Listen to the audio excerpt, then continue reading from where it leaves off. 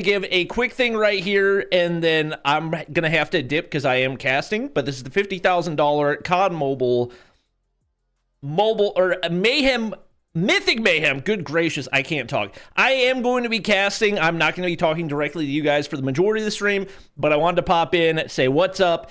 Thank you everybody for joining. Make sure to drop a like. I will do my best to respond to you guys in my comments. But we're getting calls for 1 minute to show, so I have got to dip. I'm gonna mute. You guys will hear me on the main stream. Hope you guys do enjoy. If you do, download the game using the link in the description. We should have pop-ups and everything else for people. There's lots of stuff that you guys can get from watching in-game as well, or you can just click the link in the description, and that will allow you to get stuff. Blah blah blah. You guys know what to do. All right. I gotta dip. See you guys in the stream. Bye.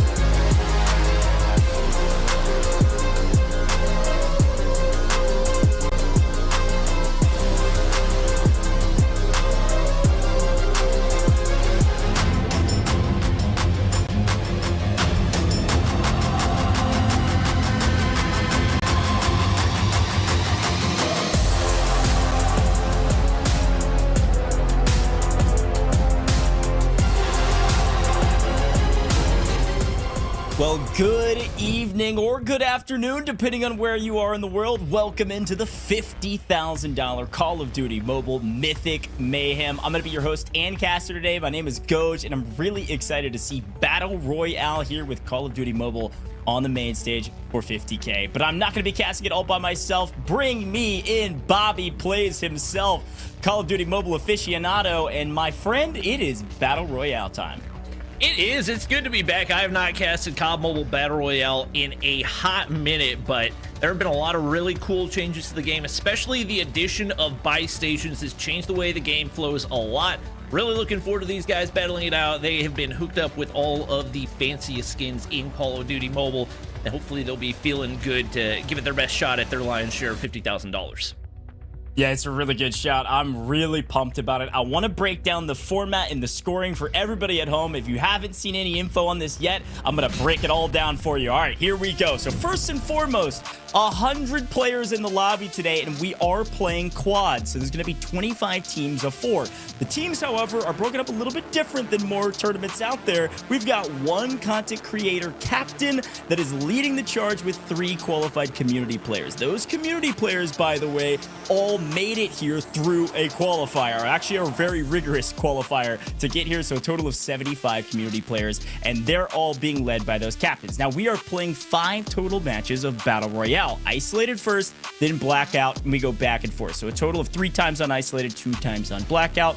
However, scoring may look a hair different than you're maybe used to. Yes, kills, eliminations, they're still worth 1 point. And we've got our placement points. So if you win a game, your team earns an extra 15 points. If you get 2nd through 5th, 10 points, and so on and so forth. If you get 16th or you go out first, you're not getting any extra points for that. However, those kills still very, very important. However, we also have challenges throughout the course of the day, 3 to be exact, in each map. And those challenges are worth 1 to 8 points depending on difficulty. So a ton of different ways to earn points. And depending on your playstyle, maybe you could be at the top of the leaderboard, even if you're not a aggressive slayer. But we are playing for $50,000. So Bobby, break it down. Who's making cash today?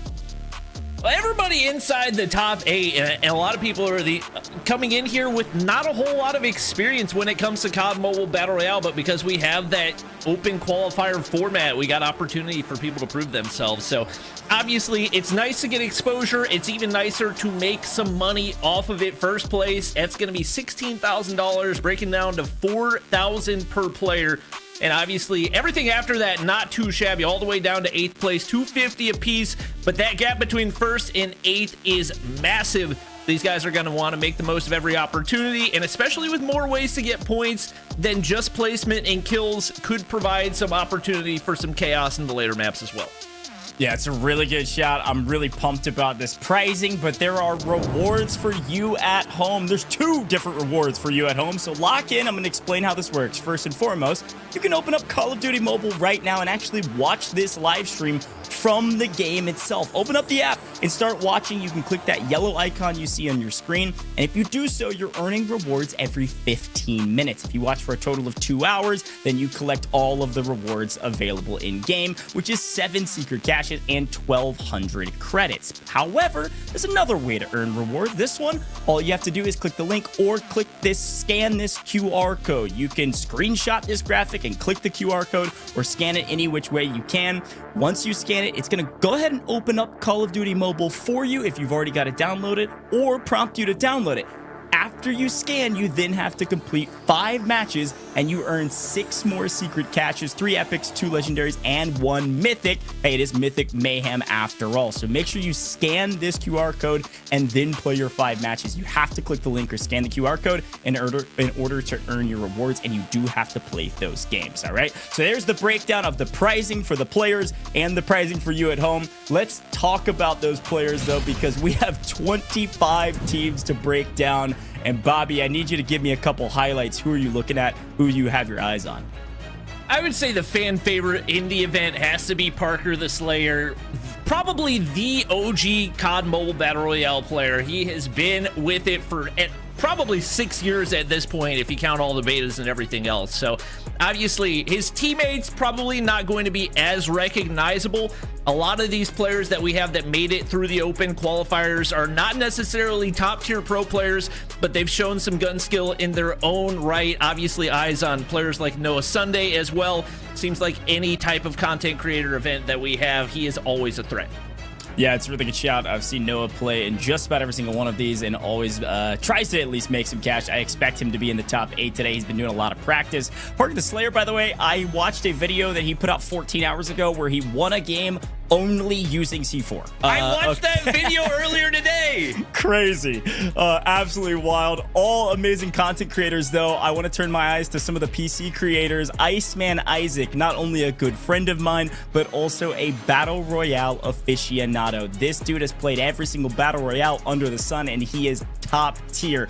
One of the other things about this guy is that he has played in a COD Mobile tournament very recently, and I'm pretty sure he won or at the very least made some cash. So I'm expecting him to be in the money today, a top 8 team for sure, especially from the PC side. And I also got to shout out my man Repulse. Hector is the GOAT. He's watched just about more Battle Royale content than anyone on earth. This dude watch parties every single competitive Battle Royale event on the PC side, and so I know he knows how Battle Royale works. I expect him to IGL some alongside some of these community players who all qualified to be here. I really expect this team to do well as well. It'll be fun to see him get competitive rather than just watch competitive. Stone Mountain 64 could say the same. This dude is just about in every event I've ever seen. He's always making cash. We've got a ton of great content creators, and he is certainly one of them. Albeit he may not IGL in game, he's still going to be leading them, probably with his illustrious voice and all the amazing content he creates. We could talk about every single one of these teams. Winsanity in just about every single mobile event I've ever seen. He's trying to make some cash today. Shifun, Cisco, Slayer. I mean, they're all amazing, and I'm sure the cream of the crop will rise to the top as we get deeper into this tournament. We'll have a chance to talk about all of these teams, but a very, very fun, wide array of content creators, Bobby, all with different skill sets and all with different experience here in COD Mobile BR. But I do know all of our creators have been practicing, and so I'm really excited to see what they're able to do on this map. And we are starting with Isolated as well, which is a tried and true OG classic. But Bobby, yeah, what do you think about those teams? Any other notes on maybe what you're expecting in our first map?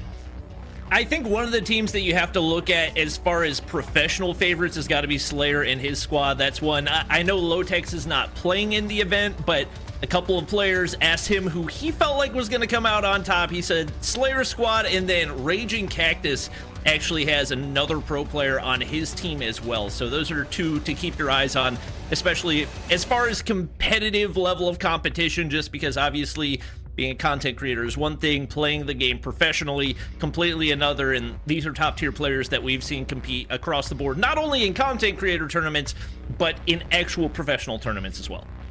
Yeah, it's a really cool shot. The qualified players, they had a very rigorous qualifying process, and there were some restrictions on you can't be an active pro player. You could have played in a very recent tournament. I don't remember all the rules for it. It was very extensive, but all these players made the cut and got here, and I'm sure they're here to prove themselves, so it'll be very fun to watch what they're able to do, as well as our content creators going forward. Now, there's a ton of different ways to earn points today. We talked about that, Bobby. I want to briefly talk about placement points and how this works. I think folks that are familiar with Battle Royales know that this is kind of a tried and true format for the most part. So if you get first place, your team is getting 15 points. Now, one of the fun things about Battle Royale is just because you win the map and you get your extra 15 points, doesn't mean you're going to be at the top of the leaderboard. And that's where we go into kills and how many kills your team's able to get. So Bobby, I think the question for you real quick is just, do you think it's a good strategy to play highly aggressive, or are you playing for placement points every day of the week?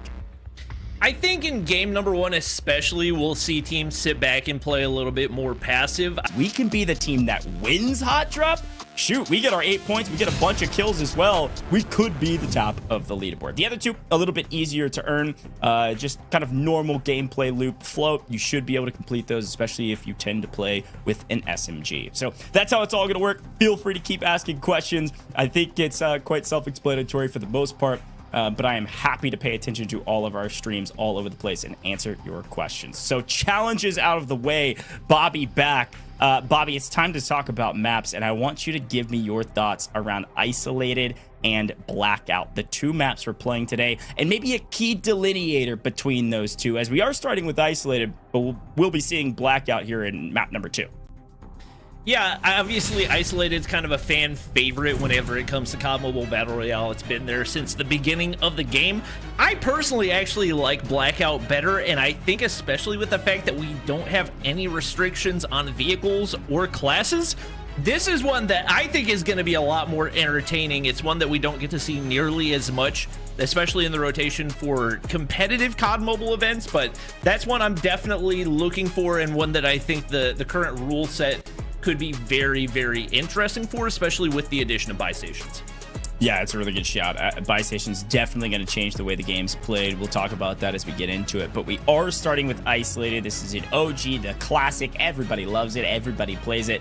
And I'm really excited to get into our very first map of the day. I think we are just about there. And now, Bobby, since I've got you back, we talked a little bit about those challenges. And one of our first map challenges is that hot drop on launch base. And I want to get your take as a professional here in the booth about this hot drop. What do you think about it? If you were playing, would you go for it? I mean, 8 points is a kind of a lot. Yeah, it's definitely a lot. I personally don't feel like I'm good enough to go for something like that. I think the people that are going to go for a risky player are the ones that feel like they can ultimately win the hot drop, because it's not just dropping one player into that launch base area.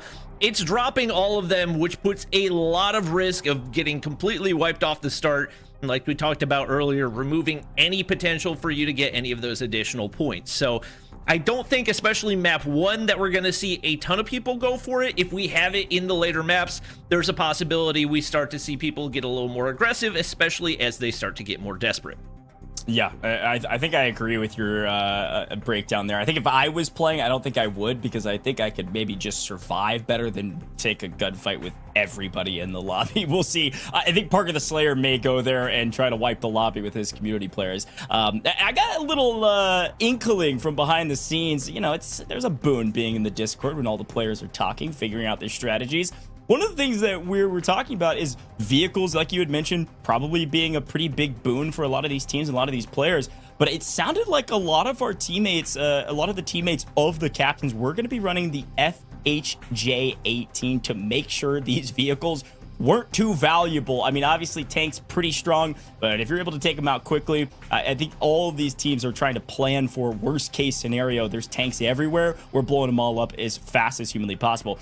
Bobby, one of the other things they said, though, is that I think they were trying to hide away some of their captains, and some of the qualified players were trying to get to that buy station as fast as possible to get the revival coins so they'd auto deploy if they die and sprint around the map just trying to farm kills. I mean, I like the strategy. We'll see if it pays off for them. But our captains, I guess they're just going to be on like power looting duty. Yeah, I think some of the open qualifier players might be underestimating the level of skill in these lobbies as well. They might be assuming that it's going to be comparable to what they had in those qualifiers, whereas these are all the players that are at the top of each of their qualifiers. So it'll be interesting to see if that's something that actually pans out. A lot of times whenever somebody's maybe a tier 2 pro regularly going against tier 2 pros, it seems like a more feasible idea than when you actually get into the competition and you got $50,000 on the line. Yeah, that's right. I think everybody's been practicing, sweating, and getting really excited about this. I believe our game's about to get started, and I'm really excited to jump into Isolated. Been watching a lot of content around this map, and all the players know and love it, so they're going to be very familiar on it as we jump in. One of the things I want to remind everybody at home about is, yes, Isolated, then Blackout, and we're going to rotate through all 5 of them, but every single map counts. So if you have one bad map, you're going to have to make up for it in some of these other maps. This is classic Battle Royale. I used this term before, and I use it in every single Battle Royale broadcast I do. This very first map is the litmus test. This is going to decide, are our teams going to play slow? Are they going to play highly aggressive? What's it going to look like in our very first map? Because we've got a full lobby of 100 players on this map. I think grabbing those tags is going to be pretty difficult. I think some of these teams are going to play aggressive, some a lot more patient, and so our rotations are going to be really fun to take a look at on our map as we get into the game. All right, Bobby, words of wisdom, final thoughts before we hop into the game. Anything you want to tell these players? Maybe Noah, if you've got Noah right in front of you right now, what are your words to him as we're going into the game? I don't think I have to give a whole lot of advice to Noah because he's more comfortable than just about anybody else. But I think whenever you're a newer player and you have a bad game, a bad map, or even a bad start for a couple maps, you can get into your head and it feels like the end of the world. But anything's possible with the way that this is set up. And even if you find yourself in a big deficit, really any type of comeback is possible.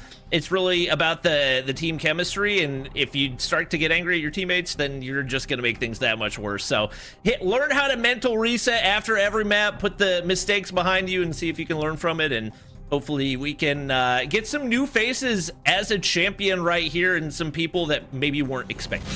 Yeah, totally agree. This is a big opportunity for some of these teams to prove themselves and show us who they are and what they're capable of. Folks, we are headed into our very first game of the day, so I want to remind you that you can scan and play Call of Duty Mobile right now so you can start earning in-game rewards. This QR code is going to open up COD Mobile on your device. Once you open it up, you've got to play 5 games, but you have to scan the QR code, play those 5 games, and then you get your rewards, including, by the way, Mythic of that secret cash. So really big rewards here for you. Make sure you scan this QR code, get in the game right now, and start playing. It's a total of 5 games, though. You got to play all 5. It can be multiplayer or, of course, Battle Royale. But, Bobby, it's time for our very first game of the day. Only 5 of these. The litmus test is here, and it looks like we're starting out with Thesaurus PG, my GOAT, on screen right now. Here's a quick look at the map, and a nice playing line, bisecting the map pretty much in half. We'll see where most of our teams decide to drop. Yeah, definitely all eyes on launch base, as that is our hot drop for this one. It looks like a lot of players hopping down simultaneously and a massive group heading all in the same direction. It could be pure chaos on the inside of launch base. I did not expect this many players, and I've got a feeling not a lot of teams making it out alive. This is about to be utter chaos, and as much as I love this map view because it does show us a couple teams said not worth, everybody else said give me my 8 points. Everybody marking that challenge completed, and already the bloodshed is starting. Quick look at maybe trying to find some loot before we get into the mix. The right play here from Stone Mountain. So far, not much that he can find. You, bro. I saw Lucky Shamu taken out early when Sanity's dropping as well. It is as expected. Pure chaos, they're picking up cash. You're not going to be able to do a whole lot of damage with that. Guns needed ASAP, and once again, players dropping like flies in the feed. Little B, no surprise, he's going to fall early on. Repulse, oh my gosh, it's pure chaos. 5 players already dead, but more than likely that means probably no team wipes, especially given how many knocks we've seen. Yeah, that's exactly right. It looks like Slayer's already hunting some opponents, and squad eliminated. We've at least wiped out one. You can take a look at the top left-hand corner of your screen. It looks like Slayer's already got 2 kills on the board, 10 players fully eliminated, and likely that squad being 4 of them. Everybody marking these challenges super quickly. And again, they have limited amount of time, so you can see the only challenge that Slayer has not completed is the Cha-Ching challenge. It's going to be going to the buy station. Why is this guy coming first? Yeah, should be an opportunity for that, although it looks like they're trying to either stay alive or rat out a couple of extra kills. I think they may actually opt to rat back for the tags, but we still have quite a few teams here in launch base. Everybody trying to exit as quickly as possible, and actually it's not that many teams. It's mainly a bunch of dog tags lying around. It seems like most teams have at least gotten away with one player. We still got Chaos on the mountains outside of launch base as well. It seems like Slayer doing his best to avoid all these footsteps. He's going to fly away, opt to go for the tags right here, and it looks like he may have been successful. That misdirection working wonders to keep him alive, and it looks like he's going to be able to get the scan, although bullets coming in. Nice. Yeah, nice scan. Teammate's going to be coming back in. It looks like, albeit Slayer did pick up a couple kills, they lost a couple in the process as well. I have no ammo, bro. And I was gonna say, I mean, hot dropping launch base is great for your points. The one problem we didn't really talk about is resources, man. I mean, there's only so much loot to go around, and when you have a ton of people landing there, it sounded like Slayer was out of ammo. But we swing over to a couple different players, a couple different teams, see where they're at and what they're doing. Stone Mountain's team also looking pretty favorable here. Top of launch base. It doesn't seem like anybody's contested them. Yeah, he's got that Mythic Craig. Obviously, every one of these players hooked up with all the finest Mythics in the game. Looks like they're sitting pretty. A couple players down below. I don't know if they're retrieving tags or looking to push this. Not really an optimal angle, but Stone Mountain Squad actually going to hop on down. They pick up 1. We see Bella Fox Gaming getting knocked in the feed as well. It's getting spicy down below. Players knocked left and right. He's going to be able to pick up the tags, but 2 players on the inside right there. Risky play. Will be able to stay alive for the time being. Did you guys use SMG? Use SMG. Use SMG. No. There's people over there. Here's Shifan talking about challenges they need to complete. One of which was getting kills with an SMG. He's trying to pick that up before the challenges are all gone, and it looks like Parker, the Slayer's team, they may have completed all the challenges. Looking good already, pushing the equation here. Qualified player, Ducky on, I assume that's TikTok. TT. I believe so. I tried to look him up because I noticed that username, but I couldn't find him. So I don't know if he's got a different name on TikTok, but no, I seems like a solid pickup for Parker's team so far. I say we try to. Oh, is it? Yeah. That way, they're going that way. We're good. We're good. On my mark. Yep. Also love the username. Do we want to? He's going by vehicle. He's going by the vehicle at 60. I love that. Hey, you gotta represent, man. This is a big deal. I mean, these players have an opportunity to earn a ton of money, right? $16,000 if they're able to win it all. And you get paired up with arguably one of the best captains, at least with the most experience. Like, it's a big deal. I saw a lot of people in the comments saying they didn't feel like Parker was going to perform well. Last event that we had was the Cry event, which is obviously more of a Rebirth style map, but he certainly performed really well there. We see Team Littleby actually very high on the scoreboard, and likely a lot of that due to the hot drop there into launch base. I would presume everybody that has 8 points and above did that, and it looks like what, 12 different teams with 8 points and above early on. That's a crazy number. Yeah, and likely a couple of those full wiped. I mean, we're missing 15 players in this lobby, it looks like. So, interesting stat. But at the top, only Team Slayer did all of the challenges. If you do the math on all the challenges together, it is 14 points. Only team to do so, and likely probably was the first team to be able to get to a buy station before that challenge closed that did also drop on launch base. So, a nice win for them. Yeah. Dad plays. I think it's in basic.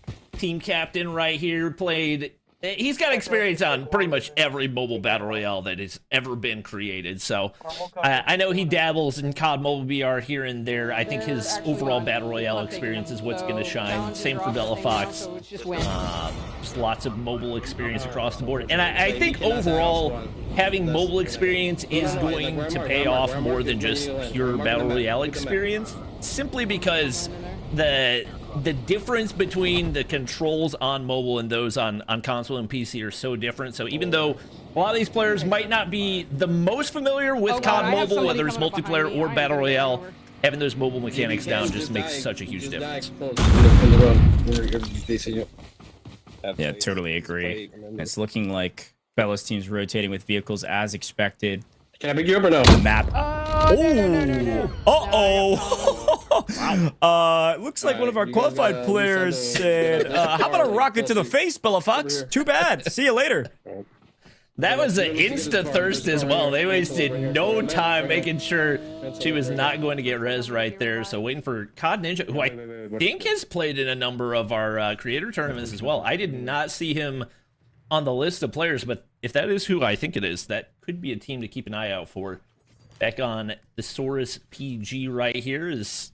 They've got their position set up. I'm assuming there's a team looking to hold them from the high ground right here, because sitting out in zone is obviously less than ideal, but looks like they should be able to rotate right here and take the long route getting into zone. Current zone not going to do any type of significant damage to where they should be hurried, especially with him having the medic class. Yeah, you know, it's a good shout while we have a moment watching some of these teams now that the crazy start in the action has lessened a little bit and everybody's looting up and preparing for their rotations. Well, it sounds like, wait a minute, right as I say that, we've got to fight. Somebody's coming from the west side, says Papa PG. Yeah. I think Medic, one of the better classes, one of the classes that most of these teams will have at least one of. I'm going to ask you about your favorite classes. Hold on to that, though, because we've got a team pushing Papa PG, looking for a vehicle, potentially. I'm going to pretend I didn't see that spray. Getting warmed up. Getting warmed up. There we go. This is just it's a high-stakes training range, you know? That's right. There's only $50,000 on the line. Yeah, let's just wait in the same zone. I don't have. It's like Stone Mountain and his squad able to get out of launch base safely. Doesn't look like anybody contesting on the mountaintops, and they should be able to wrap on into zone. Yeah. Do have to keep an eye on the money count for each of these teams as well, as more than likely some of those challenges that we have later on factoring in there, and also the ability to buy a personal loadout can be a big difference maker, especially in in-game when time to kill becomes everything. So they don't have a ton of money to work with right now. They're likely going to look to find an opportunity to loot up, and once again, one of the downsides of going to those hot drops, like you said, resources going to be scarce with how spread out they are early. Yeah, and a great look at our map view. I want to draw our attention to the team all the way up in heat, the farthest rotation, but they do have a helicopter in theory to be able to fly to new. And like you said, safe zone, important to get to. The first zone doesn't do all that much damage, so a lot of rotating to be done, and vehicles going to be absolutely necessary to do so. It looks like Rolex's team still alive. Rolex himself not. Maybe got into an encounter while we're taking a look at the map. He's picking up all the dog tags, should be able to scan these in, playing around Circus, which was one of the most hotly contested areas after launch base. When we took a look at the map, there's a lot of folks down here and up at Pipeline to the north side of them. See when Sanity getting taken down in the feed again. He did get finished, so that means that he at the bare minimum has some teammates alive. Chat, right now, it looks like Ice just trying to find an opportunity to get the scan back. Should be able to do it right here. Oh, he's got the movement. All right. I can tell his teammate's cracked out just by the way he's moving right here. Obviously, it's not really doing anything because nobody's looking at him, but just the mechanics alone, you can tell this guy has many, many hours thrown into COD Mobile VR. Yeah, another medic class. I'll bring back that question I was talking about a moment ago. Quick hits on some of the probably top classes we'll see today, Bobby. Medic, probably one per team at the least. Talk to me about a couple other classes you expect to see. Medic's obviously going to be one of them, especially when it comes to endgame, being able to play zone. So crucial in making those endgame plays. Another one going to be misdirection. Not only the fact that you get that extra mobility, but also an opportunity to kind of throw off the comms for the opposing team. I know Quick Strike is a favorite for a lot of the mobility players, so it'll be interesting to see how much that comes into play. And then Igniter, I know, especially for aggressive players and solo squatters, tends to be popular, but as far as the competitive setting, maybe not quite as necessary. Smoke Bomber that we see Jacob gaming on, definitely another really strong one as well. Let's see what Jacob's able to do. They call his community the Boat Gang, and unfortunately, not in a boat right now. You are dead in the center of land and getting crushed, but teammates there able to potentially play their trades. Let's see how they take this fight. Gonna surround the building. Picking up the dog tags. So far, so good. Wait for the revive. Looks like they were able to at least clear out the building and hold it for anybody else that decides to push, but... Yeah, because there's a lot of people. And We do still have 72 people alive, so... Despite the chaos that we had off that initial launch base drop, is it difficult not to push a whole lot lost for the majority of players. I have a feeling Little B Squad has been taken out of the equation. Because I believe they were one of those high point teams, but I don't think we've seen them in the feed since the beginning of the game. Hopefully we can get a track on which teams remain here as we do start to see players drop off with that zone getting closer and closer. Especially once we get toward end game, they will be dropping like flies. That's good that there's an airdrop. That's exactly right. It'll probably force people to go towards it. So, I like that it sounds like most of our qualified players are able to talk through in-game comms to our creators. Yeah, people on the I'm right assuming side. there's at least 2 teams. Yeah. You can see that purple icon is the new buy station, and there is a ton in there. We'll get a chance to see it. There's also fire sales that will reduce the price of anything that you need in there by 30%. Yeah, they keep getting revived. Self-revives would be nice. Revival coins nice, but just about everybody's going to want to pick up a class driver to upgrade their class abilities. And Jacob's squad has a lot of money stacked up right now. One of their players has 40k, which is enough for a loadout drop, and they can buy a lot of other things like you were talking about. You got self-revives, you got those revived coins. A lot of utility to be found, although not a lot of buy stations left. I feel like you don't want to be flying around for too much longer, because as we see right there, you get taken down quickly, and Jacob not quite quick enough on the response to get out of the helicopter in time. He is going to get finished right there, but teammates right there to instantly scan the tags. Yeah, they are held in a pretty bad spot right now, though. They're going to have to rotate up the hill. High ground, nice, but not a lot of cover on the way up there. We'll see if they're able to make it there for free as we swing over to Dab Plays. Got a decent position on edge of zone, but they're being held by a team in zone who's actually looking potentially at a different squad as well. And this is where things are going to get crazy. You said it. 73 is now 56, and that number is going to be dwindling dramatically over the next minute or two. Team's going to be rotating in and everybody being held. Not sure how Dab's team's going to approach this fight. Luckily, the other team is a bit preoccupied, so they're going to be looking for an opening. Two people to our be able to try to make a play. On the hill. Watch out over here.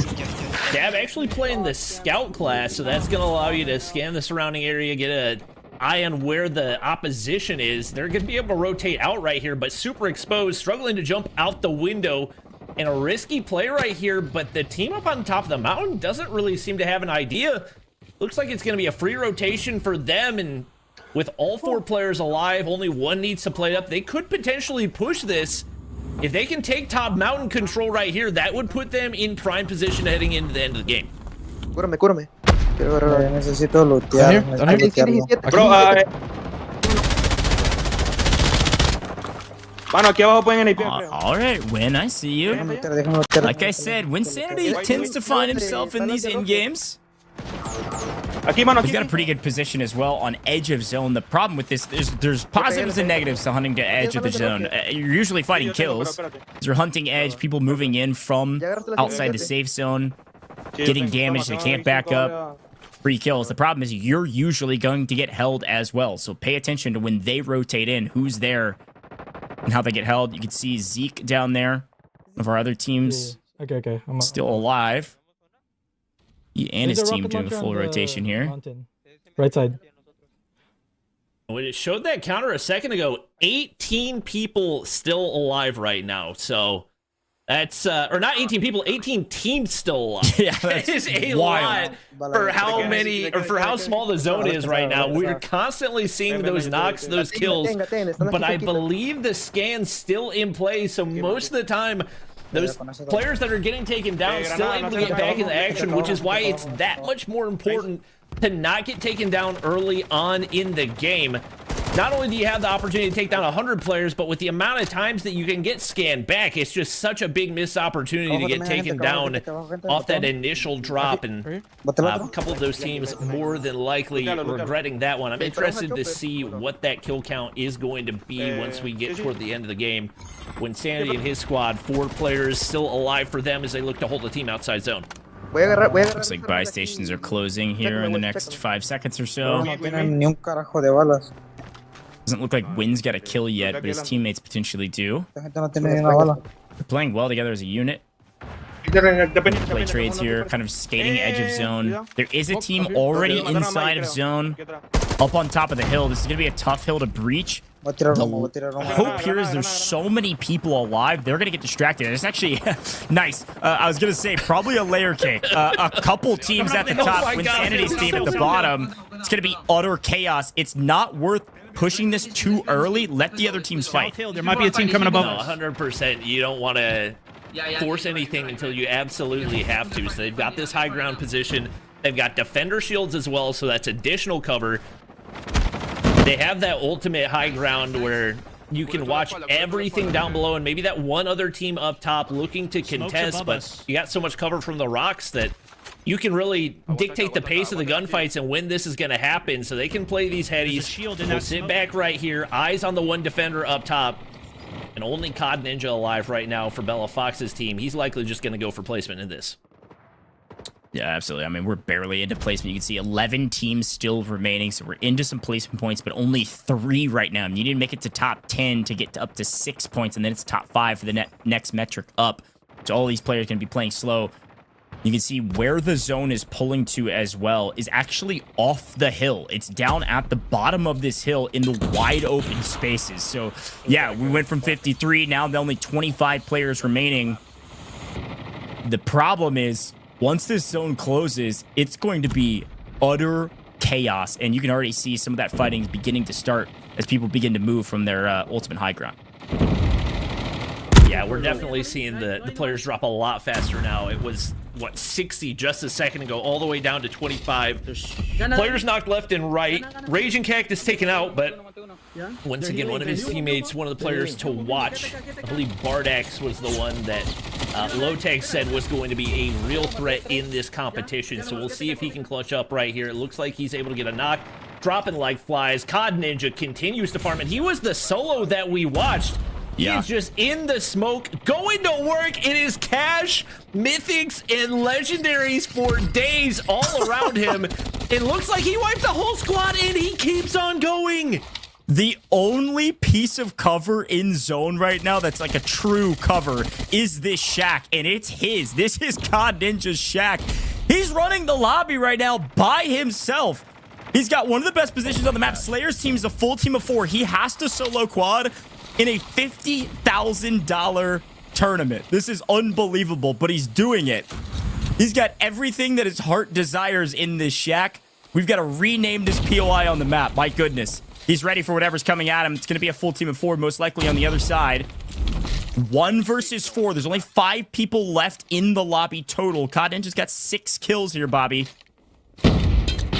And I think he can actually steal these kills. That nade goes over top right there, forced to rotate out. Bardak's still alive. He's one of the players to watch. FHJ, and making the SMRS right there. Not going to connect, but he slides on through, and the shots connect through the smoke. He goes crazy off the finish.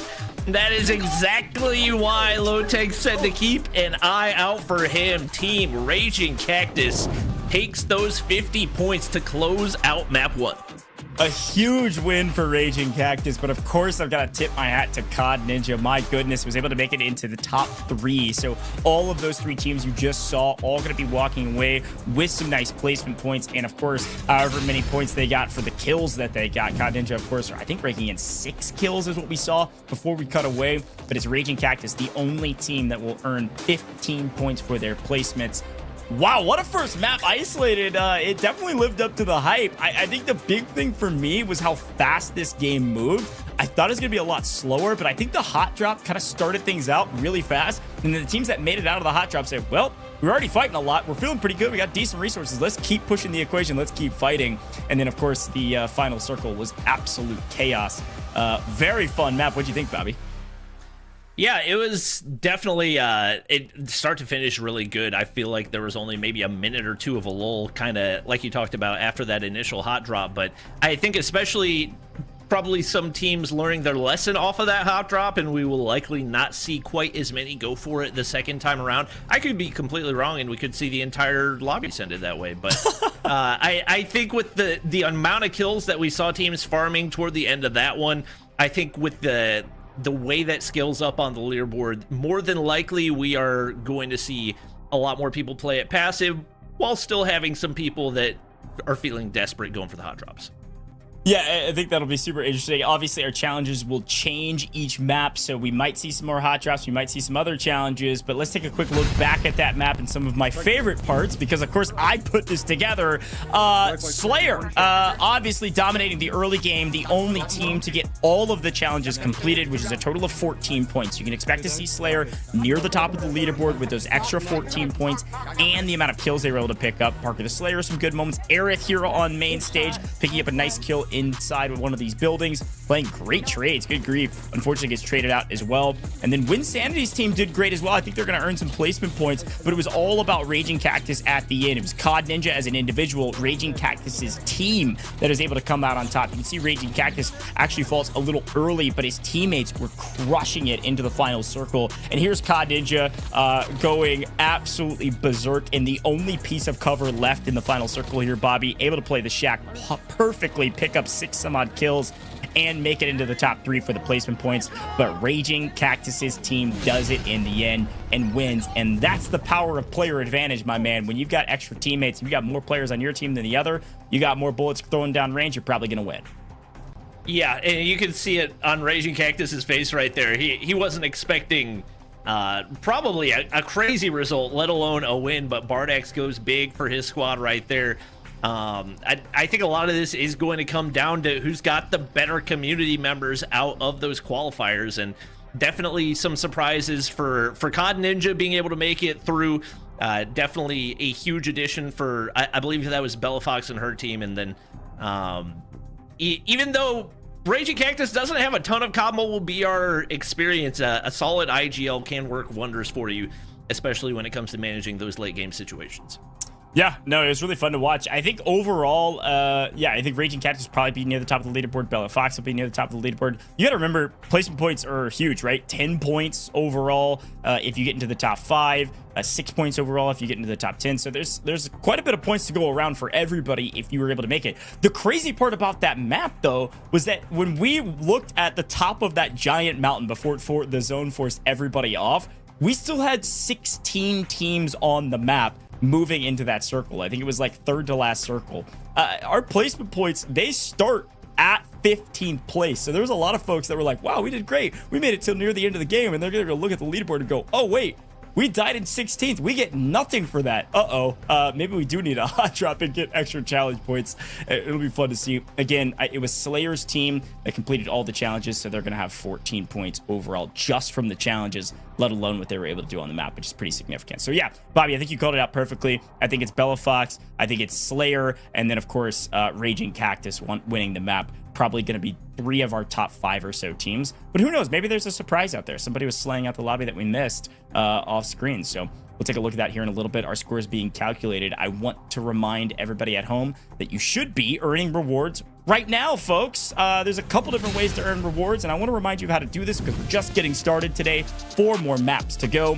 First and foremost, go watch this broadcast in-app. Really cool. We've got this broadcast in Call of Duty Mobile right now. Click that yellow icon to start earning rewards right now. You earn rewards every 15 minutes where you get your credits and your secret caches. And of course, if you watch it for 2 full hours, boom, you get all maximum rewards, 1,200 credits, 7 secret caches, and those are epic. And then the other way to earn rewards, this one is super unique. Scan this QR code or click the link. It's down in the description below, I believe. Moderators can help you out if you don't know how to scan a QR code, but you can just screenshot this, click the QR code on whatever device you're watching on, and that should work as well. Once you scan it, it's going to open up your COD Mobile. Once it opens up, you need to play 5 matches. It can be BR, it can be multiplayer, it can be whatever you want. Once you complete 5 matches, if you're able to do that before July 2nd at around midnight PT, you will earn 6 secret caches, 3 of those being epic, 2 legendary, and 1 of those is mythic. So really exciting rewards. There's a ton across the board. You can get like 13 secret caches throughout all of our reward systems. If you have questions on that, our moderators can help you out. But a ton of ways to earn rewards, so go get involved right now. And of course, if you don't have COD Mobile downloaded, that QR code, it'll also open up the App Store or whatever device you're on to go download COD Mobile. So fun stuff, lots of rewards. And Bobby, I was watching you play a little earlier with Noah Sunday, and you were talking about some of your mythics that you were equipping or maybe forgot to equip in game, and then you were able to get those equipped after. Of course, some really, really cool stuff in COD Mobile right now.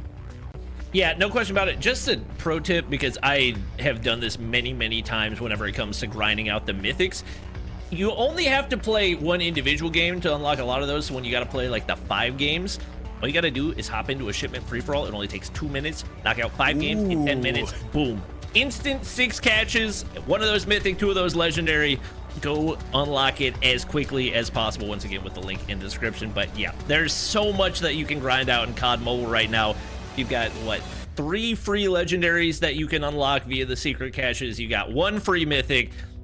There's tons of new content coming up in the upcoming seasons as well. So the last 6 months of COD Mobile, we've seen more free grindable skins and the first ever free grindable mythic. So they've certainly come at us with some crazy opportunities, and it's definitely made it a lot more fun for me to just kind of hop into pubs and play shipment free-for-all, which is not something that I used to do that much in the past. Hey, I told you, Bobby, he's a pro, man. He's got all the pro tips. Let's take a look at our match scores. These are going to be in order of placement. So you're going to see Raging Cactus at the top. But the question is, did he have the most points? And the answer, it looks like a resounding yes. Take a look at this. Again, this is the order at which the teams placed in that map. So COD Ninja actually did end up getting second. So you can see those 10 ranked points there for getting second in the map. And it looks like of the 7 total kills from that team, I think COD Ninja had 6 of them, so 25 points in total for Bella Fox. But as we talked a little bit about Little B, he had earned quite a bit of those challenge points. 11 challenge points helped him out. 32 total points. Little B, I think, is going to be in second place on our overall, even though they ended up getting 5th here, Bobby. I have to know who is on his team that was getting those points, because I literally did not see his name in the kill feed a single time after that initial hot drop. I'm going to have to keep an eye out more for his teammates and who we're looking at there, because that's certainly not what I was expecting. As you guys can see, who else but Winsanity on that second column, leading the way with 27 points. Definitely a big performance. And 18 of those coming off of elims, not just off of challenge points, off of finish points, but to get 18 elims game 1, it seems like the team chemistry played a big role in what they were able to do there. Yeah, and I think we're starting to get into some of those teams that maybe hot dropped. Team Noah Sunday.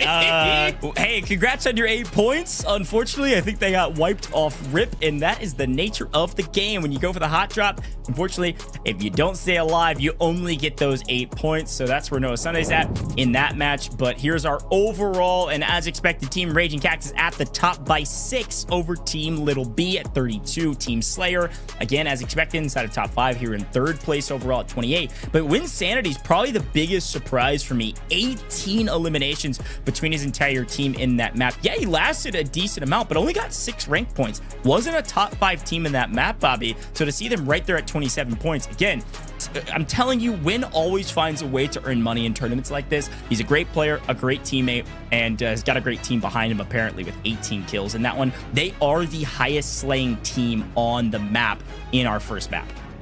Which is crazy, because when we watched him pretty close to late game, he didn't have any kills. So whether they were picking those up as a team or he was mainly playing support role, it was obviously working.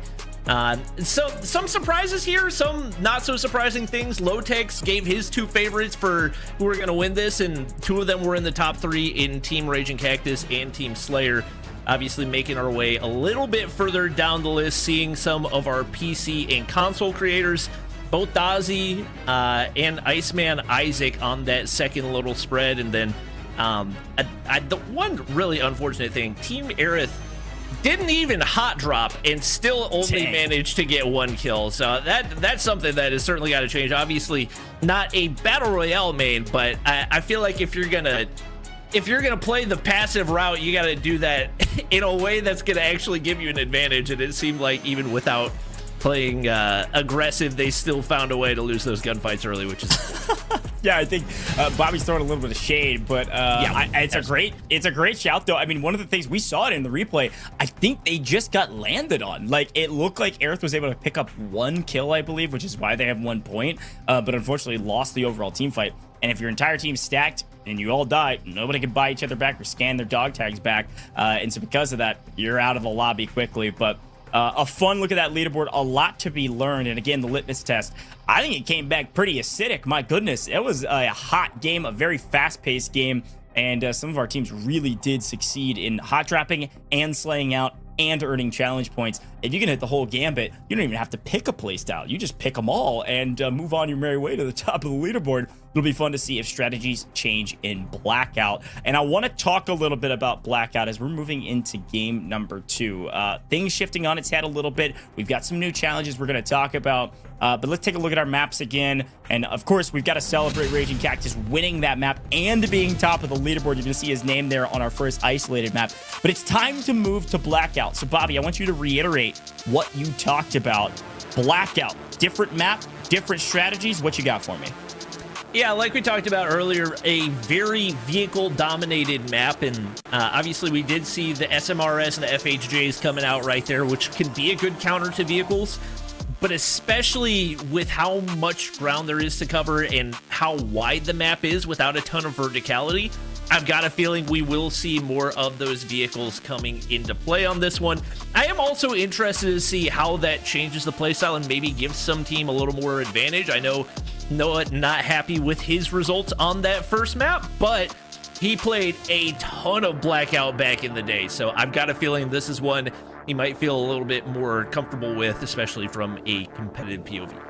Yeah, a lot of our PC creators also played Blackout when it was on a couple different devices and consoles, etc. So I think they're going to feel a lot more comfortable on that map. Let's see what they're able to do. Speaking of that map, we've got brand new challenges, and well, Bobby, you were right. We got another hot drop challenge. This time, teams might think twice about dropping into firing range here in the first 2 minutes of the map. If you all drop firing range, you're going to earn those extra 8 points, and you hope and pray that you're going to get all the kills that you need to survive that hot drop and move on your merry way. But we've got a couple other things here, a couple points here for custom bling, where if any of your team members acquires a custom loadout from an airdrop, and then we've got AR knock. So the first map, we said, hey, you got to get a knock with an SMG. In our second map here in Blackout, it's got to be an AR. So I expect a lot of our teams to get this. The question is, how many of our teams will get all of them? This time, we've got a total of 16 points in challenges in total, if I'm doing my math correct. Bobby, what do you think about this? Are you hot dropping after first map if you're Noah Sunday? Oh, if I'm Noah Sunday, absolutely not. I think you look at the overall number of points, and you look at how many points the top teams got. You've got teams that are getting 30-plus points in a game. Risking your entire game just for 8 points, to me, doesn't seem worth it, especially if you don't feel confident in your teammates' ability to find those wipes. So maybe if we're looking like a team with Raging Cactus, who had a really good map 1, and you're saying, well, we just want to continue to build on this, maybe there's an opportunity where they feel confident enough in their chemistry to where they want to try to wipe that. But you got to keep in mind, firing range is also a smaller POI than launch base, which means it's that much less likely that your full team is going to come out alive. Yeah, I like these choices, by the way, on the map of where the hot drops are, because they are pretty much dead center of the map. A great drop traditionally on these maps. A lot of people go there, but they're dead center. And so your rotations coming out of here are actually pretty solid. You're probably going to be in zone for a while. You don't really have to leave. The hard part is how many teams drop there and if you're able to survive. I think what Stone Mountain's team did at the very beginning of our first map and Isolated is the right strategy. Play the POI, but play a position in the POI where you're not going to get flanked by 35 different players that all drop there as well, whether it's the ultimate high ground or the edge of that POI. I think that's probably the play. And of course, hopefully you get some good ground loot off the rip so that you're able to get involved and maybe get an AR knock and get some extra points as well. If you're able to knock out 2 challenges at once, like Slayer was at the beginning of that last map, I think that's going to be the play, Bobby. All right, moving into Blackout. Give me a phrase, a word of wisdom for the teams out there. What do you got for me? I think heading into Blackout, I mean, once again, you gotta hit the mental reset after map number 1, or if you're a team that did well, carry that momentum, play with confidence. I think so much of these team fights really is about confidence, and when you're moving as a unit, when your utility is on point, that's where you're really going to shine and pick up those big chunks of points like we saw for Team Rage and Cactus. So yeah, you want to pick up a lot of points, but also the majority of those points coming at the end of the game. Don't want to play anything too terribly risky, especially if you had a game 1 where things didn't go your way. That's a great shout. Well, folks, if you can't tell, COD Mobile doing a lot in this space, and they've been doing it well for a long time. Make sure you drop a follow with Call of Duty Mobile on all major socials. We are live on YouTube, TikTok. We're having a dang good time with chat. Feel free to keep asking questions, or maybe give me some predictions. Who do you think's going to win here on Blackout in Game 2? This playing line a little bit different than the last. We're headed to the west side of the map, and we'll see who drops to firing range. It's going to be a little bit of a stretch, but a lot of folks potentially headed that way. But we do see a lot of teams dropping initially right there. I don't know if maybe they're stuck right now or just waiting for an update, but as you can see, spreading out all across the map. And we do see those helicopter spawns as well. Another thing that you're going to want to keep your eyes on, as it's so crucial, especially on a huge map like Blackout. And as expected, chaotic here in firing range. Maybe not quite as many teams. Nope, I take it back. That's pretty much the entire lobby. Yeah, all right. They're all landing and then dipping. They say, I'm not risking anything here. Honestly, not a bad strategy. Yeah, I like it. I mean, Raging Cactus getting out of here, Thesaurus PG getting out of here as well, landing, getting their points, and leaving. A couple other folks deciding to stay. I think just about, I want to say that's what, 5, 6 different squads decided to land there. That was a very interesting start. So grab your firing range points and then bolt and get the heck out of here. Definitely the right play. We're going to swing over to Team Chiffon as they picked up some of the points on our board, trying to figure out where they want to go from here. You said AR. You said yeah, AR. it seems like they're looking to get the AR knocks early on. That is an RPD, so obviously not going to count there. That's but, AR. He's not AR. He's not AR used. Points are points nonetheless. AR As far as the eliminations, you can hear the comms coming through right there. Things are getting spicy. All players up right here, so opportunity for them to find big value here in the early game. I landed there and then I ran. Bro, I think it's 2 Yeah, I minutes. think she fought panic for a moment, thinking, "Wait a minute, is this an AR? Does this count?" I don't think so. Picking up a couple people that seem to be maybe messing with their settings or otherwise, but gonna pick up potentially a couple kills and then move on their merry way. Now, if you can find an AR here, you can keep fighting. That's great. And then get out of firing range ASAP. Good grief. Way too congested here. It looks like Jacob Gaming still in the mix. Inside of firing range, figuring out how to address some of these fights. And we'll keep taking a look at different players and where they're at on the map. It looks like last standing in firing range is going to be Jacob Gaming and Chiffon. Not sure however many more people decided to stay. I like this strategy, though, Bobby. When we start thinking about hot drops and just landing, getting your points, and immediately running, probably not gonna get killed on your way out. No, but we see Jacob taking down Chiffon right there, so I don't know if that was a full wipe. Chiffon seemed a little bit lost on what was happening, but that's I think it might actually be more players down early in the game than last time around, which is a little surprising because as many people as dropped there, it seemed like they were a little bit more conscious of dipping as quickly as possible. Maybe some crazy fights on the way out, but that's a pretty solid chunk taken out early on. Yeah, I'll be really interested to see who all has completed all of their challenges. We've seen several challenges being completed and kind of moving across our screen when they are. A couple folks picking up some AR kills early. I want to say I saw Winsanity's team were able to pick up an AR kill, so they'll get a couple points headed their way. I was like running around punching people. And it looks like if you didn't complete it, then it's just run out of time. So that was that expired message that you'll see for a lot of these challenges. But a full team on the other side, Jacob Gaming getting into the mix. Couple tags, one out in the open. Jacob, oh, I think he runs out of ammo. To figure out how to play this fight. Close to it. Picks up one, but trades out. That's one of the big things that maybe non-COD mobile players are going to struggle with here. He got a smoke bomber in his hand that could have given him a huge advantage going into that gunfight and just kind of holds on to it, ends up losing the gunfight as a result. Got to have that presence of mind, especially with aggressive classes like the smoke bomber, like misdirection, things like that, knowing when to call that in to give yourself the advantage. So fortunately for him, his teammates able to clean things up right there, and once again coming out alive here at firing range. Got to make sure you get those plates popped as well. Don't want to give up any easy knocks to the opposition. Yeah, I think it's a really good call out. You know, being willing to use your class abilities is just massive for some of these fights. And you're right, some of the players that maybe don't play COD Mobile's BR often are definitely going to have to struggle until they learn that these are really valuable. It does look like Jacob Gaming has one out for the most part in firing range, so a huge boon for them. Uh-oh. I went down. Spoke too soon. Team Aerith sneaking nearby. She's going to be able to pick up one. Not sure how many players they have alive. We haven't gotten a whole lot of her POV so far, but that team win. As expected, that's not a team that I thought was going to go for a lot of aggressive hot drops, sitting back, playing things passive, and it really worked out for them last game with how many kills they were able to farm. Yeah, that was definitionally a caster curse there. And I wonder if Aerith maybe dropped nearby, but didn't drop hot and then skated over to get kind of the cleanup. Not a bad strategy, but when Sanity in a bit of trouble or maybe causing the trouble. Medic class, obviously a huge value add. Gonna heal up teammates, keep them alive longer in some of these team fights. Push, yeah, push. I believe that is Team Dazi that they're fighting against right now. We saw SMRS flying across, trying to run over with the vehicle and looking to clean up kills as well. That is Dazi wiped off, still has some teammates alive. You can see Win's teammates getting aggressive right here and looking for the finish. One player down. They're on the hunt for those remaining players.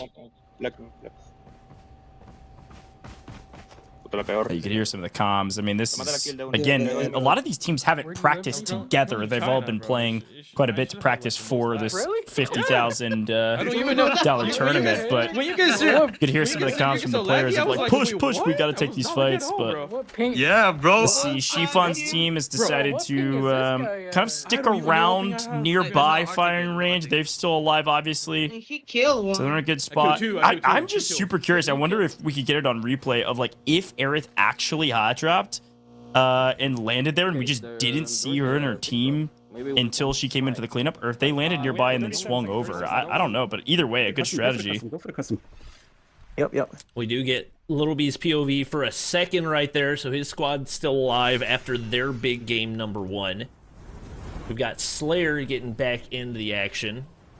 Top 3 finish for them on map 1, and looks like they'll be able to pick up loadouts right here. Having those additional attachments to speed up your time to kill, give you more accuracy, plays a huge role, especially for the AK-117, which is, I would say, pretty consensus #1 gun in COD Mobile BR, and is not currently ground loot either, so having all 4 players able to pick that up early should be huge. Yeah, we should 100% engage on this guy. 345? 345 official. I'm gonna pop a smoke. Good comms here from Cisco. Release the smoke. He's got a read on a team ahead of him. I believe he's gonna try to smoke up forward. Cisco thinks it's a solo, and well, we swing over to Kaylee's perspective, and we got a full team of 4 here playing well together, picking up 1. I hoped. I don't Enter. I'm not trying to backseat game right here, but Kaylee, we gotta get that device closer to your face. There's no way we're getting max value with the device all the way on your desk. Yeah, you can tell some of our PC creators are working on their, you know, whether it's the 4-finger, the 6-finger, the 5-finger, or just, hey, that device is just too far away. We're learning as we go.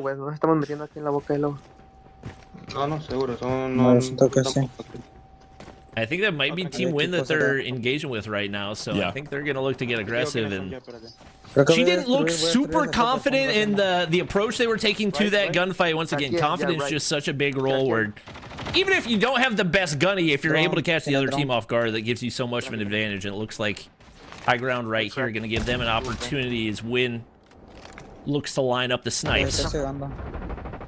Yeah, again, this is fracking tower, so this is going to be just to the south side of firing range. Oh,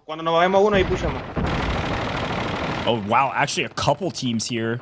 You see Kaylee hold up in some of these smaller buildings on the right-hand side. Big West, Papachulo pushing the equation for Team Winsanity. Winsanity playing the back line. It's actually running a sniper, which is not a bad play. In quads, there's a lot more room to work as a team with obviously your classes, but also just weapon choices. Especially when you've got some really aggressive players on your squad. I think especially with how flat Blackout is, Sniper's such a good option because there are so many angles that you can make use of a sniper. And I think especially for Win, who's coming from another game, playing a sniper might be the most transferable mechanic just because it's point and click. Like if you can get the crosshair in the right position, then you're gonna find the damage. You don't need to know the recoil patterns. You don't need to have all the right attachments. You can if you get things lined up, then that's where you're gonna be able to do the damage. And especially with him knowing how to play those high ground angles, knowing how to make use of cover, that's something that I think we'll see him continue to do, especially on these Blackout maps.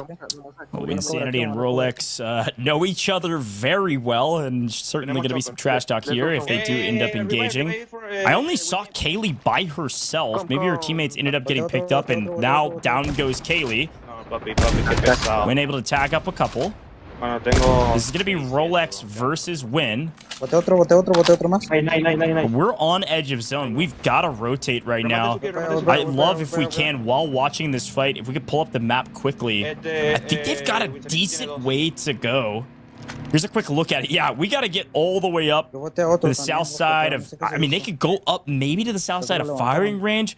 If I'm them, though, I'm probably rotating left. Now, they can't see what we see with all of the players on the screen, but they have to fight outside the safe zone. And then if I was them, I would probably try to rotate up the south side over to the left side, the west side of the map, where there's going to be a lot less players hunting that edge. But we'll see what they decide to do here, Bobby. I mean, they've got to fight each other here. They're going to, unless they've got a vehicle, they're going to get risk getting shot in the back on rotation. Yeah, it looks like Rex is going to be able to push up there to get at least one kill. They do need to get tags, and fortunately, it's early enough that the zone's not hitting for a ton, but you've already seen how much Win's been taken down. He's the one with the medic class, so they really need to group up right here and see if they can regen. He's going to pop it, and that'll get him back close to full HP. Looks like another team doing something similar right here is... They're gonna just it's Team Raging Cactus stacking up in the back of a truck, getting their chip terminals locked in as well. It looks like he wasn't able to upgrade his. Running the spotter class, which I didn't really expect to see, but especially when you're set up in some of those late game situations, could be huge for trying to take players off of high ground. Yeah, good shot. Well, we're gonna swing over to Slayer. See what they're doing. One is smoke, left is smoke. Inside of zone currently, but not inside of new. You smoke, you smoke. One running out back. In a fight, looks like some high ground. Yeah, I was gonna say, I bet this team's split on the high ground of both of these buildings. This is gonna be a tough fight to take. Slayer moving quick though. Pushing the equation. Looks like very easily able to find one. Still two. That's Farouk going down on the other side. This is Team Farouk in trouble. I mean, taking high ground, it's only a matter of time before they wipe this whole team if they haven't already. Be able to push forward. We're at 61 players left in the lobby here, Bobby, and it looks like Farouk's teammates are hiding out on top of this building. I need to get the other car. Wait. Just play slow. Cover me. Really, all it takes is one good nade, especially cluster nade, to wipe that off. He knows I'm coming for him. I really just am looking as dumb as can be for trash talking Little B early on. They have 46 points now, 14 challenge points in this one. They're racking them up, tied for first place with Team Raging Cactus. My oh my, what a performance out of them. And once again, I hope we can get his POV a little bit more because I'm still not even 100% sure who his teammates are. 150. Yeah, and also quick notes on that leaderboard. I saw Repulse was able to pick up all 16 of the challenge points this time around. So they've jumped up the leaderboard pretty dramatically. We'll keep checking in with all of our teams. Total of 16 on the table for teams to grab, but Little B able to grab 14 with Raging Cactus only able to grab 8. That's the reason that spread is so tight, and they're now tied in overall score regardless of not counting the amount of kills they have. But here goes Raging Cactus. Now, we talk about this all the time when it comes to Battle Royale. Vehicle rotations are much safer, especially when you've got old Big Bertha, like we like to call her. Great vehicle with a lot of cover and a lot more health than the other vehicles out there. Able to rotate in with all 4 players playing this edge of zone. Medic's ready, medic's ready. No. They're actually going to wrap outside zone right here. Maybe looking to play off the edge, or really not entirely sure. Definitely an unusual approach. And they might have info on a team that they're trying to hold outside, but look a little bit lost right now. They've got a spotter class that's getting called in close by. They're coming down. They're coming down. Oh my. Yeah, very interesting strategy, Bro, but we got to pay attention to what's going on with Slayer. Slayer's out. Trading lives, though. Guys, looks like the team was able to trade out a couple kills and grab maybe some dog tags. Nice drop shot there from Slayer's teammates. Heal up, heal up. Noriega, go with them. Go with them. Same building. I'm out of ammo. I'm out of plates. Bro, take the loot. Wait a second. It's very obvious that Slayer IGL for this team. He is locked in, getting his teammates in shape, trying to make sure that they get the dog tags. Here's push. His teammates get in with his other teammates, and all 3 now stacked inside. Please close the doors. Get me back, and then he's going to be able to grab his loot, hopefully. They're all around. Stacked inside, and they've got a medic class, so anybody that tries to push them is going to be pushing against double HP as well. It looks like they're able to get out alive. And there's still footsteps everywhere, but he seems confident enough to at least go for some of the loot here. One pushing up the stairs. Defender pops there as well. And no knocks as of yet, but pure chaos on the inside of this building. We switched to Team Stone Mountain, who looks like they've been able to take down one, but hopefully we can get back to the action right there. SMG ammo or shoddy ammo? Yeah, I'm seeing a lot more defenders than I was expecting. I mean, the Transformer Shield is good, but I think it's just the actual cover it provides, especially when you're inside of a building like that. You can set up some really good pinch points, so a lot more defenders. We'll keep an eye out for that. Ben. It's soon. The biggest thing about the defender, especially in close range engagements, is it throws a flash off the front of the shield as well, and gives you a huge advantage off the opening gunfight. Stone Mountain gets greeted by a barrage of explosions, and he doesn't know what to do about it right there. I think he's still got teammates alive, but that went 0 to 100 real quick. Winsanity and his squad still alive. All 4 players remain right here, and another opportunity for them to put big points on the board and continue to climb.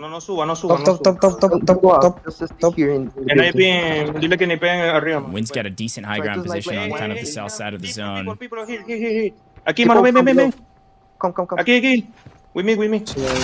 like they've actually spotted a couple on the edge of zone.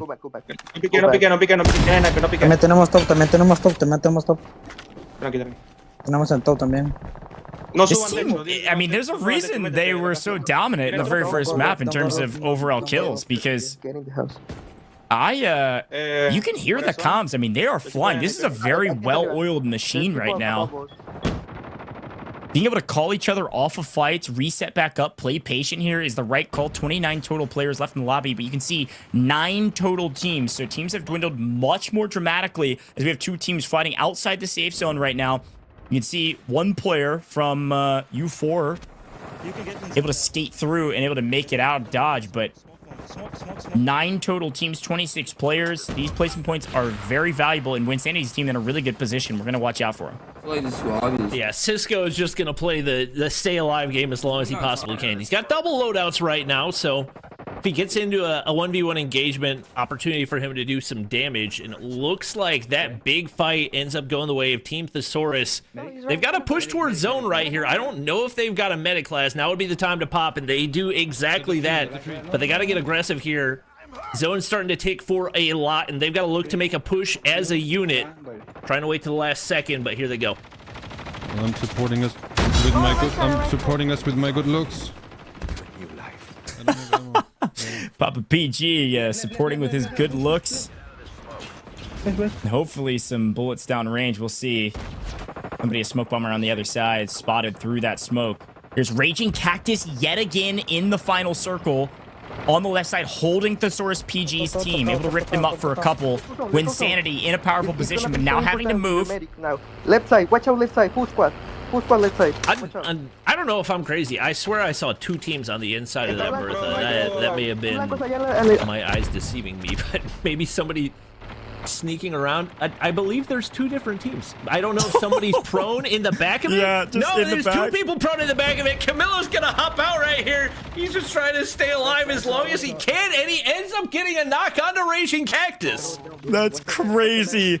Yeah, 2. Camillo Lethal showing some crazy strategies to stay alive. Only 9 players left, and it looks like Lucky's team's got 3, so they're gonna have player advantage most likely for this fight. A pretty big moment. I mean, they've got the defender shield to work behind a little bit here. Again, classic final circle, not a lot of cover. So anything that you can create is big. Here are 3 final teams. And wow, it's 3 teams of 3 this time around. Winsanity, bottom right-hand corner. And we got Lucky on the left. I think Winsanity's team is actually in one of the best positions right now. Again, playing behind a defender shield. No wonder everybody likes this. A medic and a defender on just about every single team. But they're going to try to get a little closer to Lucky's team and potentially start this fight. Usually when there's 3 teams, you want to be the team that is not the aggressor. You want to be the third party that comes in late. Starting a fight usually a problem, but it looks like Winsanity's team nice and safe right now, picking up a couple kills. Hitting flash for day, though. Yeah, only 5 people remain, and Raging Cactus has 3 players on his squad. They've got the advantage. They've got the high ground. Sniper in hand. Motion's going to be able to hit one. Looking to follow up, but zone's going to become an issue. They've got to push in. They get the kills when Sanity drops, and Team Raging Cactus back-to-back wins to get things started here in Mythic Mayhem. Good grief. Well, we knew they were going to be a strong team. I didn't think they'd go back-to-back. The only team to have won a map thus far. They have 30 total just placement points with 2 wins today. An absolute massive boon for them. And even still, though, Winsanity's team able to make it to top 5, likely pick up a couple kills as well.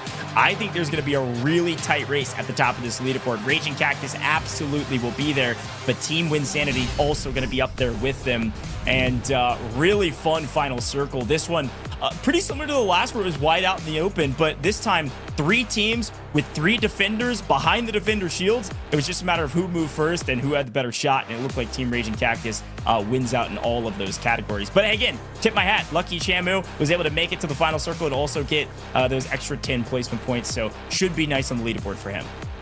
Yeah, no question. And once again, Team Winsanity making it very late into the end game right there. So even though they may not have had the most kills, they may have had the most kills and we just couldn't see it because it was his teammates. It was the case last time around with them picking up 18 eliminations.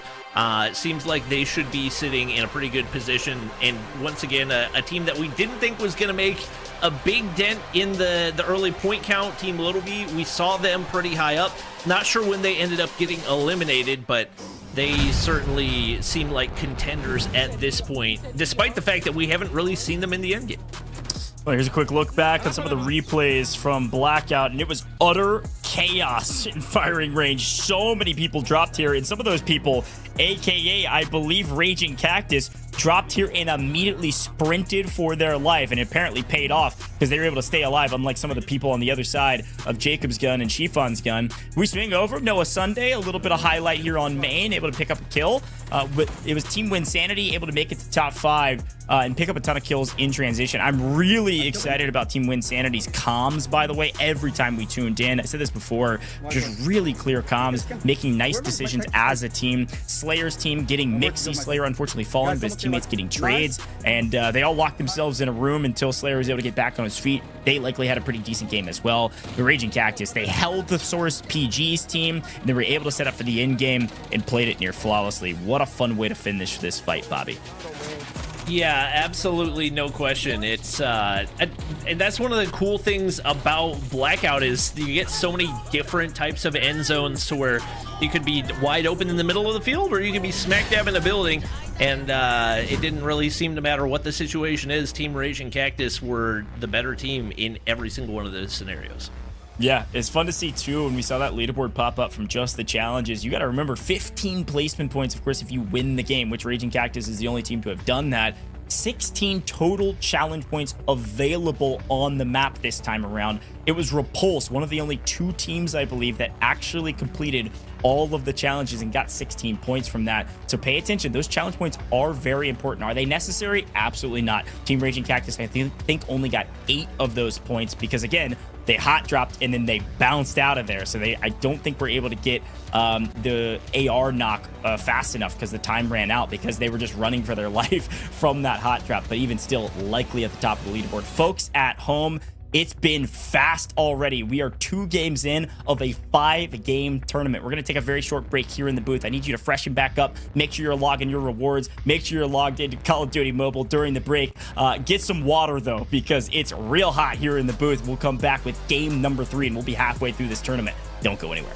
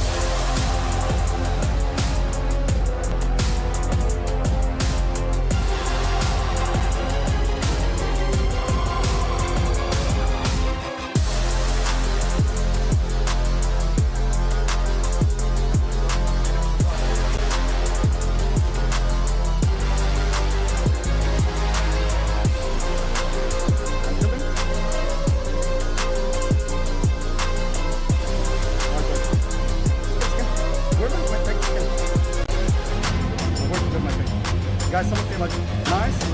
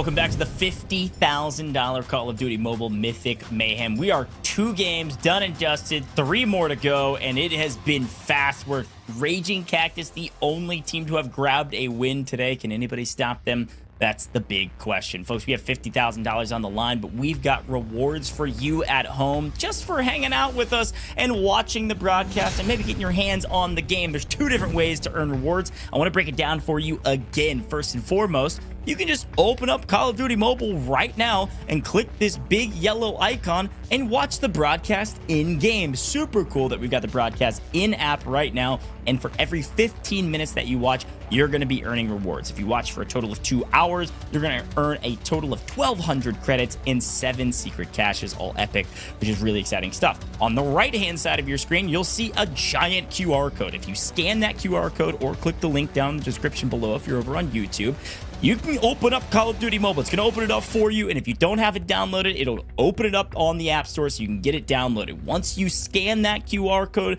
and then complete 5 matches, you're going to earn rewards. Total of 6 secret caches, 3 of those being epic, 2 legendary, and 1 mythic. Now, again, you have to complete 5 matches, but you have to scan this QR code or click the link in order to then proc the opportunity to get those 5 matches and get your rewards, okay? Makes sense? Sound good. A ton of rewards going your way. Come hang out with us, watch the broadcast, play a couple matches, and earn all of these rewards just for being here for the Call of Duty Mobile Mythic Mayhem. It's been a lot of fun thus far, and we are just getting started. So I want to bring back Bobby into the booth with me. We got to talk about Leaderboard here shortly. And Bobby, again, Raging Cactus, our top team today in terms of winning games. And I think the big question in my mind, and I'm sure the same in yours, is who else is up there on that leaderboard? We're looking at top 8 making cash today.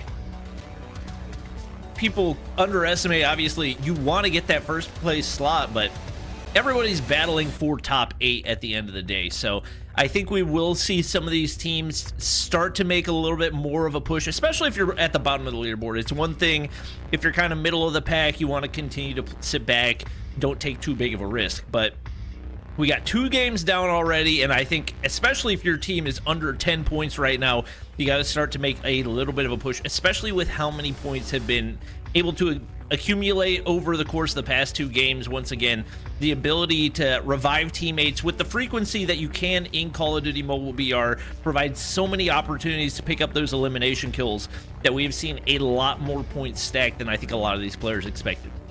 Yeah, no, I totally agree. I think one of my favorite parts about Battle Royale broadcasts, especially here in Call of Duty Mobile, is that we get a chance to learn what the players have been strategizing with. And one of the things I'm noticing is that, hey, we thought potentially vehicles, tanks, and all that in between may make an appearance, but I think just about everybody realized, hey, wait a minute, they're not as strong as we thought they might be. Instead, let's focus on which classes we're picking, which weapons we want to be choosing. When you have rocket launchers or you've got your cluster nades and everything in between, vehicles a little bit more difficult, more focused on rotating correctly and being in the end game. So Bobby, I want to spend a little bit of time while we wait on this leaderboard to get finalized talking about those classes we've seen, because this is a really unique part about Call of Duty Mobile and its Battle Royale, is that these classes have very unique abilities that can totally change the game. I mean, let's just think about the end game of this last map and how much the game was changed because of the 2 classes we're seeing the most of, Defender and Medic. Yeah, those are certainly the 2 must-have ones. And like you talked about, with the ability of just instantly having cover with the Defender class, and then on top of that, giving so much of an advantage in those head-to-head gunfights whenever you get that instant flash, whenever you place it down, those 2 combined make it a must-have. And then on top of that, we've seen so many of those plays in the outside of zone where it gives teams a little bit more time to kind of strategize, to wait to the last second to make a push, and make it so that you're not necessarily going head-on into a gunfight. Those 2 have been the must-have, and then on top of that, I think Smoke Bomber is the other one that we've probably seen with the most frequency, just because it has so much utility. You can play it aggressively with the Smoke Bomber class, giving you the ability to see enemies on the inside of smoke, but you can also use it defensively to help your team with rotation and things like that. So it just has so many different uses that it's tough to justify not using that one. And then beyond that, you have some teams that like to get aggressive, use misdirection. You have some teams that want to sit back. Interestingly enough, Raging Cactus rocking Spotter class, which I didn't expect to see, but it's very obviously worked for his team so far in this one. Yeah, it's fun to talk about different comps, right? Like what works well for an entire team. I think it does seem like every team at least has one medic and one defender. I mean, one of the other things we were talking about explosives, and we saw a couple people not be able to move because their entire body was exploded from 1,000 different explosives thrown at them. One of the big boons of the defender classes in defender class is that defense passive. So you reduce the explosive damage and the impact of all negative statuses, a huge boon if you're picking any of the defense classes under that category, but defender, of course, one of those. Igniter was one that a lot of people at home, I was paying attention to all of our creator streams, and some of them were asking, hey, what do you like to run? What's your favorite? Igniter was one that a lot of folks were like, oh, you should run that, you should run that. But I think you called it out at the top of the broadcast. That's more of like a content, like solo squads, like hyper aggressive. This is like top tier, like private lobby customs. Like we're bordering on like really sweaty pro level customs. And so because of that, it's going to be way more difficult to get any sort of value out of that class. It's been fun to see kind of what all of these players choose and how they end up playing. But again, like I said, the litmus test of our first two maps, how they were going to be played, very acidic, very aggressive, a lot of kills, but playing for placement, a big boon. I mean, Bobby, let's talk a little bit while we're waiting on these scores too. First map isolated, teams were aggressive, but we had way more teams alive at the end of the game. Remember, I think going into like third to last circle, there was like 16 teams still alive, but in Blackout, there was only about 7 or 8, I think. And I wonder if that was just because of the zone that was given, or if you have any thoughts around that. I think maybe a hair more cover on the Blackout zones until we got to the last one. Yeah, I think the open nature of the Blackout map just tends to make it a little bit more difficult to survive. There's not as many kind of mountain terrains where you can hide in corners, like we saw COD Ninja at the end of game number 1. Literally just sitting in a crevice inside of the mountain, and it got him into top 2 and allowed him to get a lot of those kills. So a very open, flat terrain whenever it comes to Blackout, and especially with how many players, like we talked about, are running FMJ and SMRS, there's not as much opportunity for you to make those rotations with vehicles, which makes it that much more difficult to stay alive. And no surprise to see that impacting those end results as far as the numbers that we saw. Definitely expecting that we'll probably see something similar to map number 1 as we get ready to head into map 3, just with players now feeling a little more comfortable as well with the way that they need to play this map to keep their team alive. Well, let's take a look at the map 3 challenges while we wait on those scores. This time around, a total of 14 points available. The Butcher, Hit the Deck, and Hover Bike. Now, what do you think about these challenges? No hot drops this time around. The best one's 6 points. Have any team member knock an enemy player with a grenade? Which of these are the ones you think most of the teams are going to go for? I mean, obviously, you got the most points with Hit the Deck, and I think the grenades are naturally going to find kills. It's just a question of having the right scenario to actually do that. It'll be really interesting because there's only one Butcher alive, and it's only 5 points that you can get out of it. So as much as I think a lot of these teams would like to have 5 points, that feels like an awfully big risk, especially with how out and open in the field the Butcher is at farm. Having your whole team there to take it down definitely is not going to be something that's easy. Yeah, no, that's a really good shout. I wonder if there's a team that says, hey, I think nobody else is going to go for this because they're all expecting people to go for this. So therefore, we're the ones going for it. We'll pay attention to it and see if anybody goes to farm to try to get this one. 5 points, pretty solid. Obviously, 15 points to win the map. A total of 14 that you can earn if you can do all of these challenges. And hopefully, maybe you're able to pick up one of those grenade knocks early for a couple extra points as well. But with no hot drop, I think this map is going to play very differently. We're going to have a lot better spread across the map of where teams decide to land, and because of that, I think we're going to see an even spread of fighting throughout the course of this one. It'll be really fun to watch our map view and maybe draw some rotations and see who's going to run into who as we get into this map. But as a reminder, yes, we are headed back to isolated. Every single map, we're going to be swapping back and forth for a total of 5. So this is going to be our second of 3 isolated maps that you'll see today. I'm excited to get back into it. This time, not everybody landing in one spot all over the map. I wonder what the strategy will be. And I think, Bobby, the big thing that we noticed is that buy stations being on the map, the brand new addition here in COD Mobile, absolutely changes the way the game is played. I mean, if you're hitting that buy station early, what are the first things you're picking up? I mean, I think you're upgrading your class. You're getting a self-revive. What are you thinking? Yeah, I think a self-revive and a revive token just to be able to get that automatic redeploy, I think are the two biggest things. Obviously, players do want their loadout drops, but more than likely we'll probably see them try to wait and see if they get lucky enough with the opening loadout drop to where they don't have to spend their hard-earned money to actually get one for themselves. And once again, not having a hot drop this time around is also going to mean that the majority of teams are just better kitted and better able to stack up on money and buy those things early in the game, which is going to make the late game and those final zones that much more competitive. Yeah, good shout. Well, here's a quick look at the map we're about to jump into, but as a reminder, go get your rewards. You can watch in-game right now. Click the symbol you can see on your screen right now. If you open up COD Mobile, you'll see that symbol. Click it, and you'll be able to watch the broadcast from inside the app.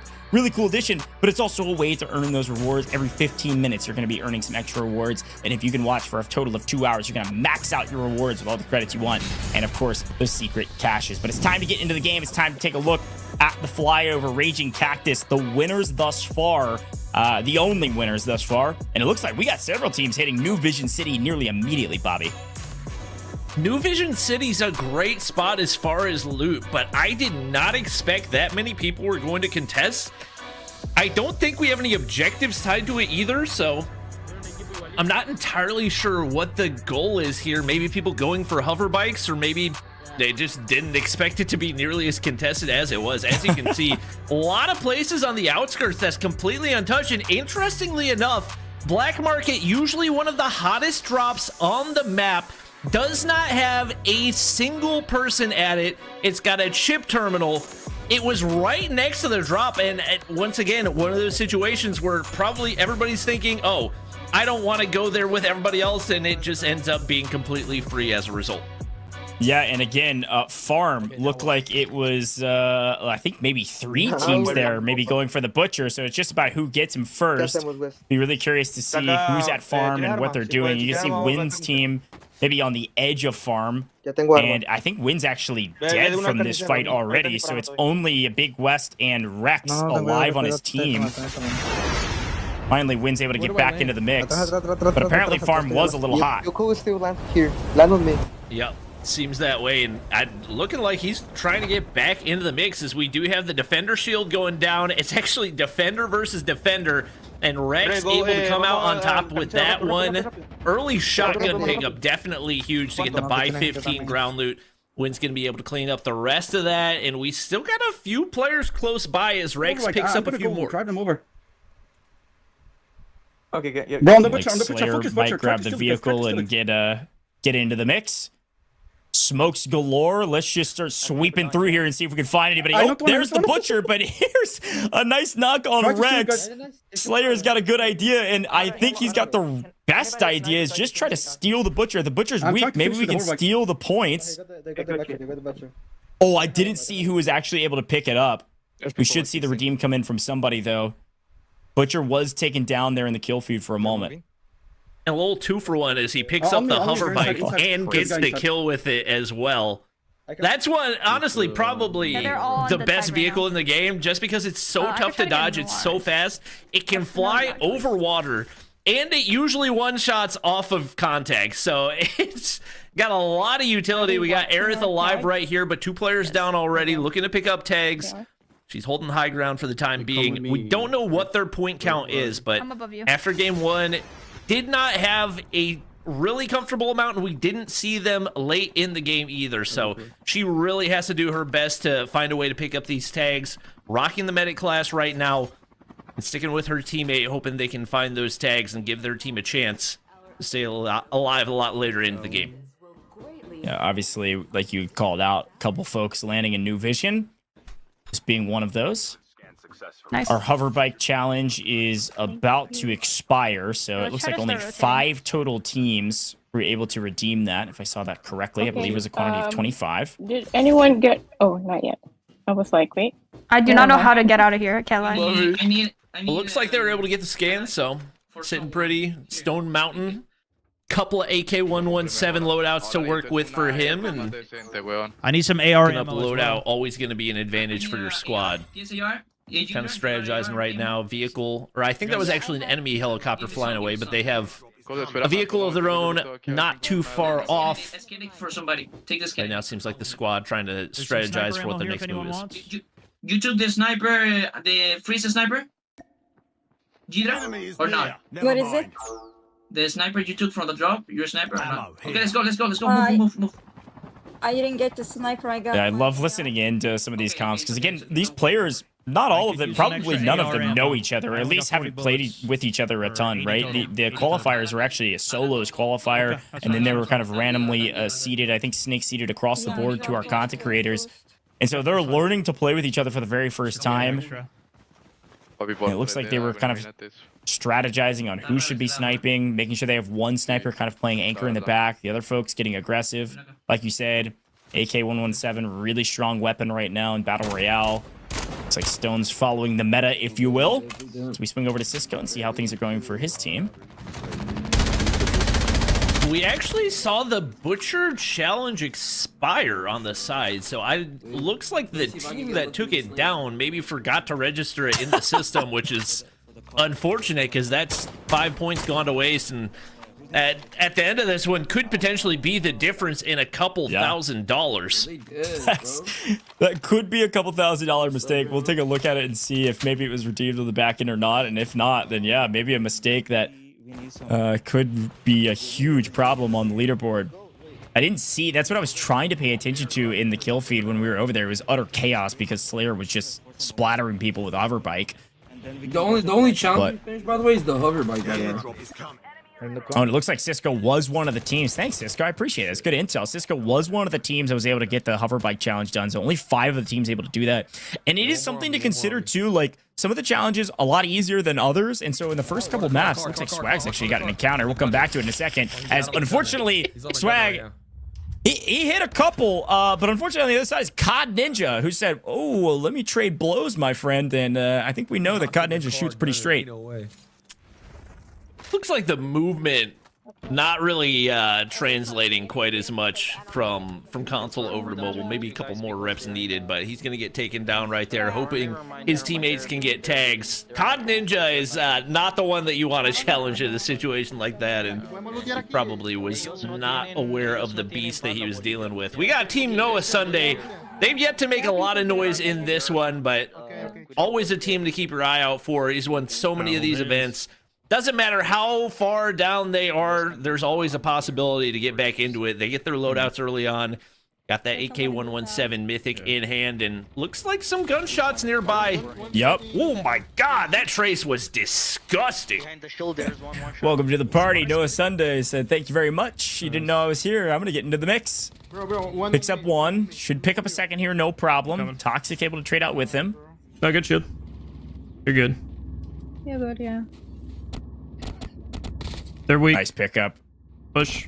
They're playing this trade pretty well. Here's the thing. Once you have player advantage, you've got to swing on your opponent. Something we talk about in Battle Royale all the time. Nice squad wipe. Full team sent to the lobby. That's Farouk out of here. We are only missing right now, it looks like 25 or so players.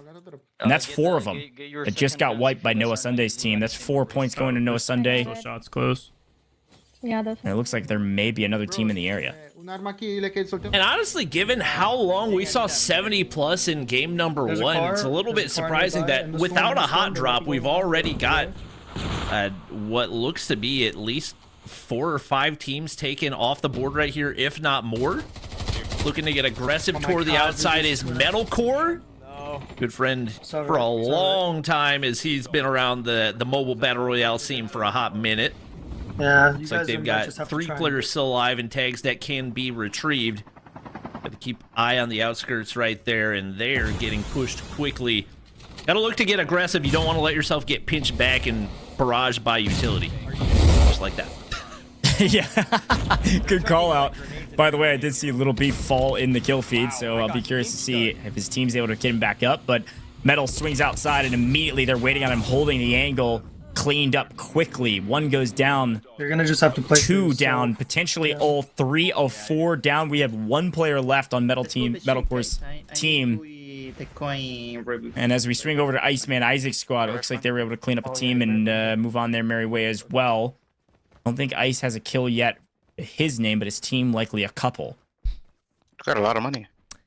Yeah, I know you mentioned him finishing pretty high in a COD mobile event. I think that was the North American World Championship. I think he was actually on my friend D Hitman's team. So I remember, I think we actually tied with them in that event, which was really frustrating because I like to think that I'm better than Ken at video games, but unfortunately, I don't know how. That did not end up being the case. But to my defense, Iceman Isaac was the better teammate. Yeah, he's solid. Of the two there. So Bro, we credit need to go to him. right side for the loot bar. We need to go right. Definitely a big performance. Team Slayer continues to be aggressive. Big reason why they picked up as many points as they have, and he's just solo sending it right here. They got players on the rooftops. He's going to be able to pick up loot, and they continue to just push everything. I dropped heavy. Yeah, I'm trying to pay attention to resources. You can tell. I mean, they're basically as broke as it gets.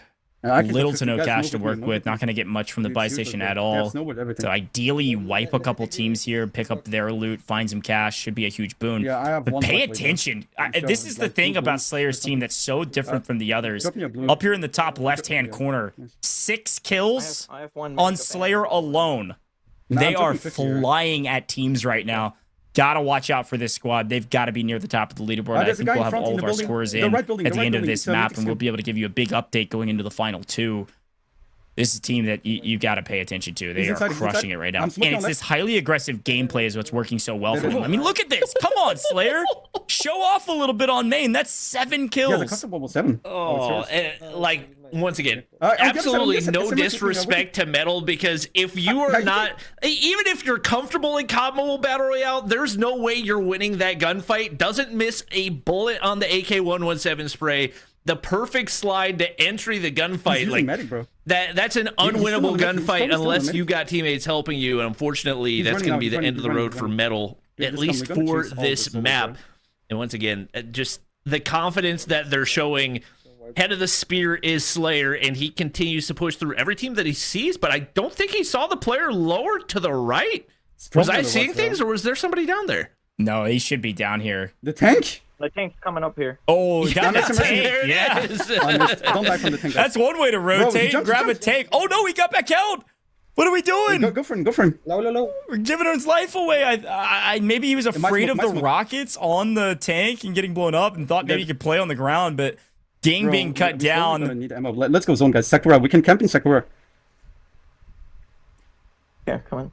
Slayer apparently calling for a rotate out. I'm not sure that's a full squad wipe, but a nice pickup regardless. That's 8 kills for Slayer by himself. A huge boon for him and his team as they rotate into new. It looks like, I think they're thinking about maybe rotating a little bit deeper or just getting to these buildings and holding edge of zone. And I think that's what they're going to do. They're going to hold this edge of zone.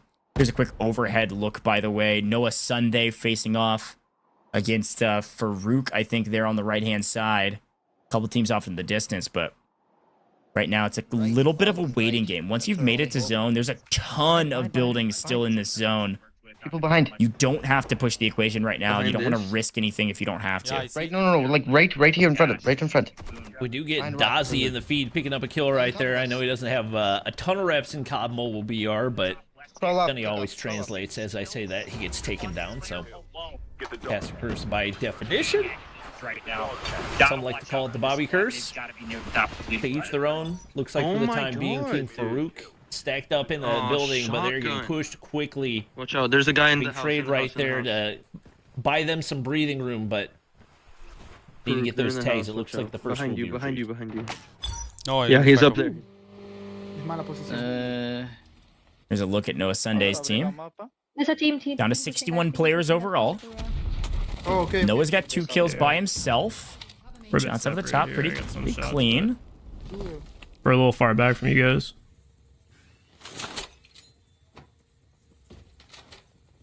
They've got 2 split right now. Noah's kind of playing backline. Just go back up the hill. Yeah. Okay. I think they're Playing near center like this too, like you just don't have to be too active. You have to make a decision is the simple answer. You either have to hunt edge of zone or you play center and play patient. And it looks like one of their players, Toxic, has gotten a little impatient and has been punished for it. I don't even know if they're going to be able to get out there without risking their lives for it.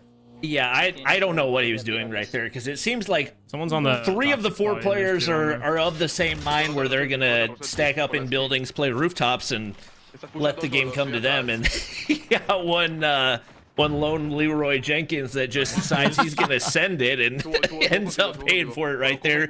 And now it's the rest of the squad that is going to pay the price for it. So we got Stone Mountain getting aggressive with his squad once again. Smoke Bomber, such an important class in this one. One player going to get taken down for their squad in Camillo, trying to stay alive, and that's the spotter class coming in as well. This may be Raging Cactus and company. Medic, We'll see what ends up happening right here as they look to get the revive, and they've got medic class, so they're chilling outside zone for now. Yeah, again, medic has so much value, and you're able to pick up teammates pretty quickly.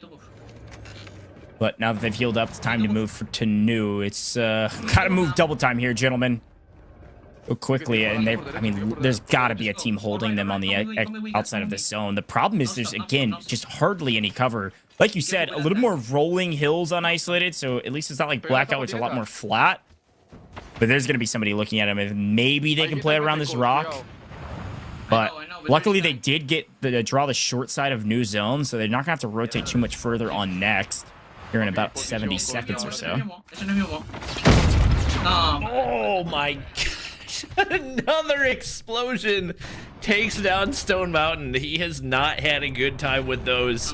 A perfectly placed nade to take him down, and now 1 HP there. Oh no, not a nade. It's actually a tank coming into play for the first time right there, and he's been greeted by every source of explosion possible in this one. His eyebrow raised. He said, "What now? What happened?" Yeah, there's a tank shell. Oh, he's thinking over Parker. Sorry, just Slayer, not Parker the Slayer. Slayer comes in, picks up another. That's 9. He's looking at double digits by himself, running around in the open because he can. The visual cover of these rolling hills, kind of playing this mountainside. It actually has a really good position on the edge of this map to play for these outside kills and then move into new without giving too much away. Gonna try to play for these. Pushing up, teammates able to play Overwatch. He swings in from the other side. Again, Smoke Bomber, so valuable to be able to see through the smoke, lay down some fire, picks up one, tags another. He should be free for the most part. There's the angle. Holy cow. That is 11 for Slayer here, Bobby. It's just fish in a barrel right there. They literally do not stand a chance, and that's why Smoke Bomber is a must-have class in this one. He could have had no team support and still gotten that wipe by himself. They just didn't really seem to be aware of the situation or the risk that they had sitting behind that Smoke Bomber smoke. So more free kills for him. That's now up to 11. You got to keep in mind, we've still got 32 people alive. Map number 1, most kills as a team was 18. He's got 11 by himself. Yeah, this could be one of the biggest games of the day, especially if they get the win. I have cluster on it. I'm finishing now. No, go cushion me. Good shot. I think that's actually the DLQ concussion mag. There's a sniper that has a concussion attachment that auto concusses when it lands. He's able to get alive. Can't say the same for Aerith as she gets taken down there. Yeah, playing edge of zone there. Everybody rotating at the same time through the same area. This is the boon about getting here early. It's the classic conversation here in Battle Royale. If you can pick up some early eliminations, which of course this team was able to do, you can afford to rotate early. You don't have to worry about kills in the middle game. Get here early, and then you can farm. Slayer, a straight shooter, but also playing zone really well. Playing low side here is going to give a lot of cover for the now, it looks like 12 other players on the map who are immediately getting cut down whenever they enter Slayer's POV. This is unbelievable. 12 now for just him as an individual. Teammates likely a couple, and he's going to swing around the outside of the zone and push up, try to play a flank. Finds one, easily picks it up. That's a squad wipe. Now 11 total players on the map, and they have all 4 alive. This is a freebie for Slayer if they can lock in right now. And that's a big squad wipe because Bardax was on Team Raging Cactus. That means they've been taken out of the competition. And it looks like free pickings right now as they're all full health. They've got everybody stacked up with double loadouts. And once again, all the confidence in the world. Up to 13 kills now. More smokes going down. A smoke bomber to work with. Lucky Shamu hoping his teammate in Camo can clutch up right here. 21K in his pocket. Nothing to do with it. And he is going to be able to pick up a frag with the Smurfs. I don't know how much more he's going to be able to do as a solo, but every point counts at this point. Yeah, I mean, these are big points right now, let alone the placement points, as he finds one after the other. Launcher in hand, certainly valuable. Playing around the rock. Could finesse this player. The movement on tap, almost styles on him. Okay, just chill. But it's Slayer in team. Let's able to crush it right now. They're missing one, so 3 players on the map for them. Still player advantage. It's going to be at least a 3v3, if not more. There's an elimination coming through. Slayer still finding more. That's 14 in total. A big win right now. 15 placement points on the line and pushing the equation. Finds another kill. Finds another elimination. Team off the distance, though, holding. Slayer's going to get traded out, but his team wins it. Overall, Slayer, your victors, and likely the top Slayers on the map. My goodness, 15 kills as an individual. The team had nearly 20. Bobby, what a dominant performance. Yeah, that was a clinic start to finish. We figured it was going to be a bit of a long shot that we saw one team dominate all the way through and take every single map, and Team Raging Cactus even then still did a good job of staying alive till what seemed to be top 3, top 4. More than likely they got that second best point count, but I've got a feeling whatever lead that they had coming into this one, there's got to be a sizable dent for Slayer and Company. A little sneak peek. I looked back on the replay. That was 24 kills as a team overall. Slayer with 15. One of his teammates had 5, 3, and 1. Overall, 24 kills, 24 points in kills alone. Another 15 on top of that from placement points. That's 39 without any challenge points. That is the biggest game of the day, no questions asked. We saw Raging Cactus put up a 36-point game at the very beginning of the day. A great map, but this one 39 without any challenge points, and I believe they picked up at least, I think they got the hover splatter kills, so they're going to get a couple points there. They're going to be over 40 for sure just in this map alone. I am so excited to see this leaderboard after 3. Things are definitely going to be shaken up. I assume Raging Cactus is still going to be up there. We did see them stay late in that lobby, but not a win this time from Raging Cactus's team because of Slayer's incredible performance. Let's take a look back though, Bobby, on some great moments in this map. Second map isolated, a little bit different.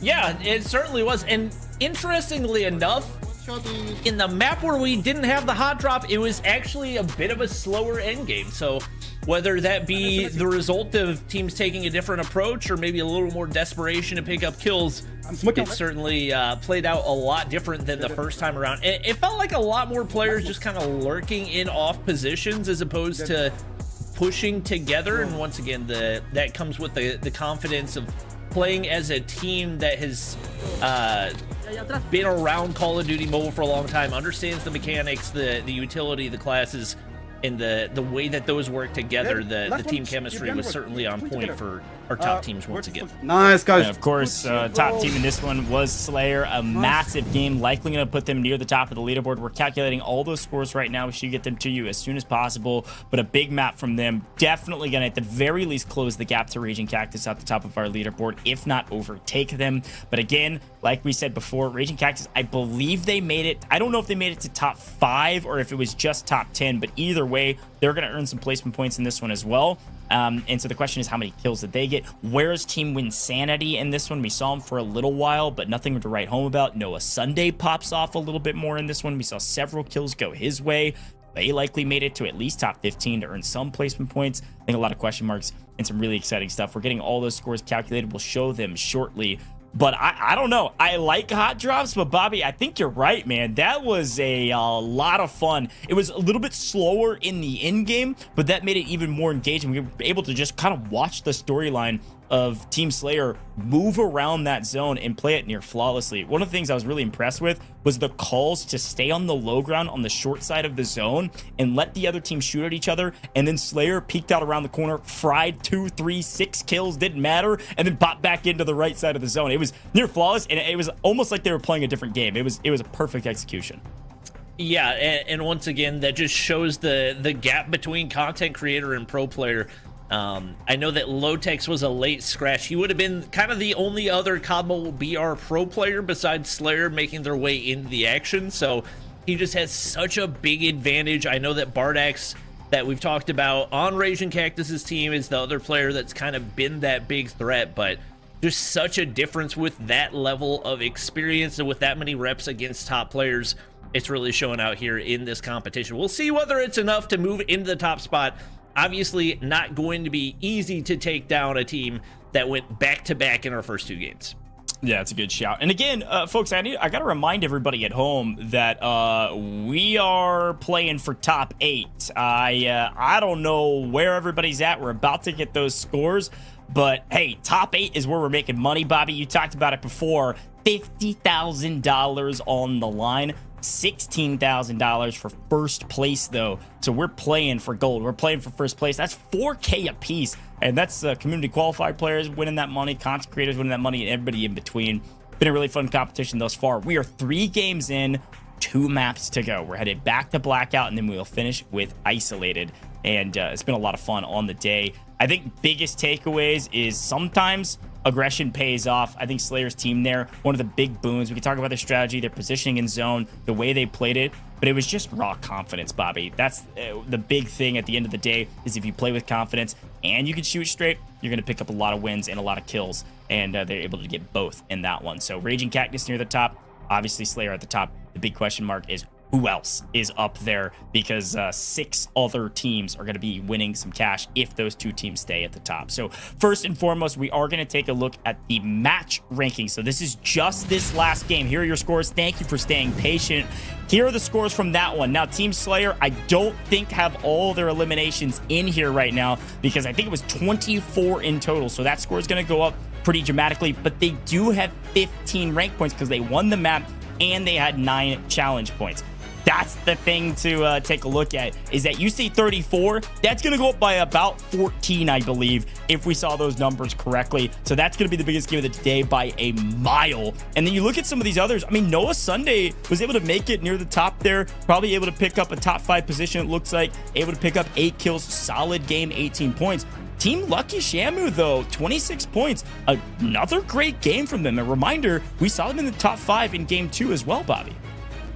Yeah, no question. It's been some solid performances across the board. Team Noah needed a big performance. Team Aerith, it would pick up 17 challenge points right there. So even though the elims and the placement points are not falling for them, they're able to get a solid chunk. We're seeing a few of those teams who maybe had a slow start starting to pick things up. Team Stone Mountain doing a good job of knocking out those challenges as well.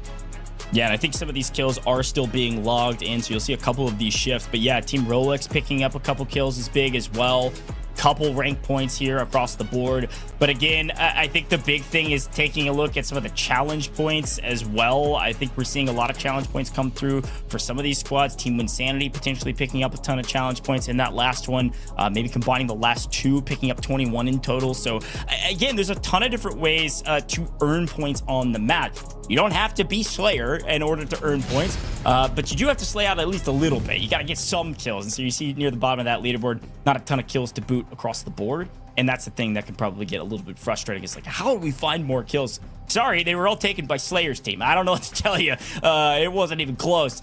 So a big map from them. And we're getting that overall update, and we'll be able to showcase it. But hey, Noah Sunday, a pretty good performance in that last one as well. So I think what we saw from them is that they are a slow burn team. They had to warm up a little bit, Bobby. They worked on their chemistry a little bit, and they're going to maybe be in contention to win some cash today. Yeah, I think for a lot of these teams, it's about getting a feel for the skill level of the lobby, the pace that people want to play at, the strategy that they want to play at. I think that's part of the reason why, not that Slayer has had a bad performance so far, but that he kind of leveled up right there, is he realized how many players in the lobby he was just so much better than, that he could run around, smoke bomb them directly, and gun every single one of them. So I think now that they've got a more familiar pace going right here, they're going to start to continue to build on that momentum. And I feel like despite the fact that we saw Team Raging Cactus win the first 2 maps, they've got to be a favorite to win this entire thing, just because of the confidence they were playing with throughout that entire game. It wasn't even just at one point or another. It was through and through dominant by that squad. Yeah, good shout. Well, it's time to take a look at the overall leaderboard, folks. This is the moment you've all been waiting for, and whoa, we got a big shakeup on the board.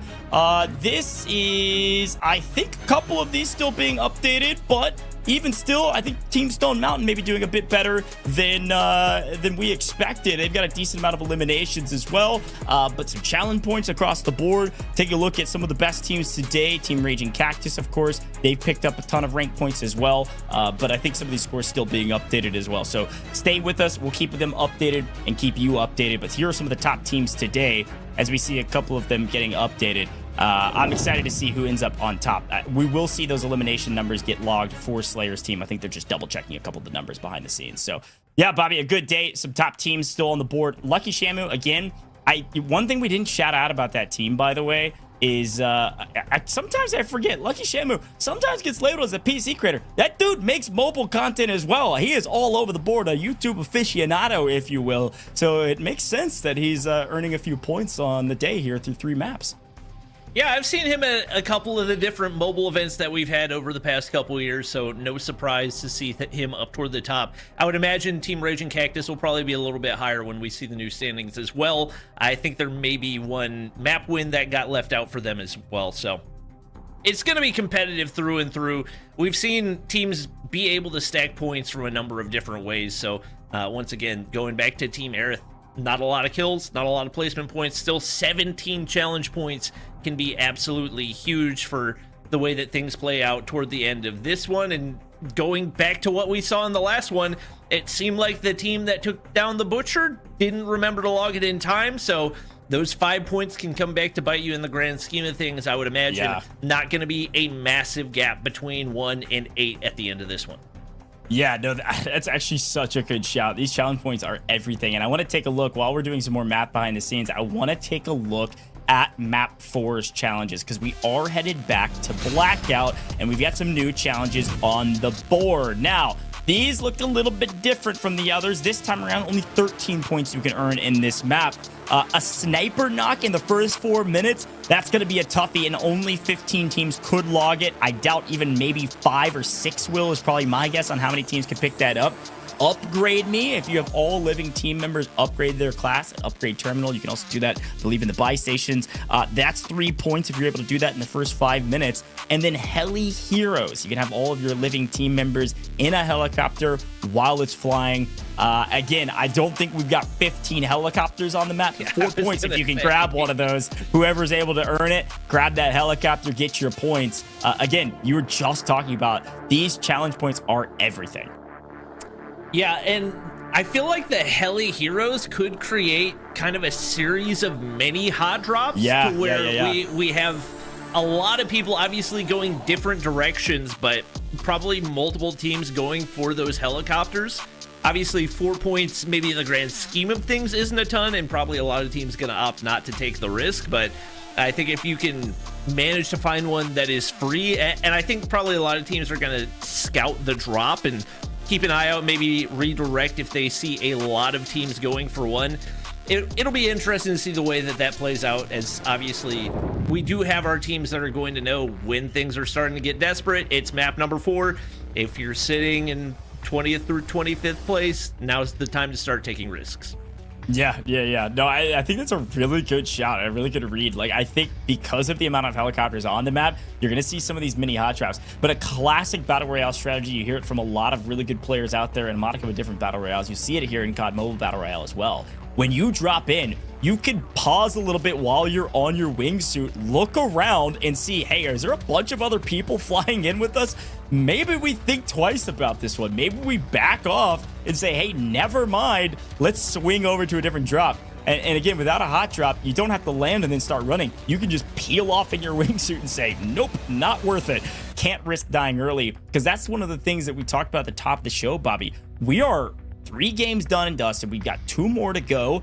You don't have any more runway. You better be out in the air. Like, you better have already taken off on this leaderboard. If you're down near the bottom, you got to go for broke. You need a 45 some odd point game that Slayer's team was able to pull off in the last one. Like, you need an absolute banger if you want to earn some cash today, because again, only top 8 teams getting paid out.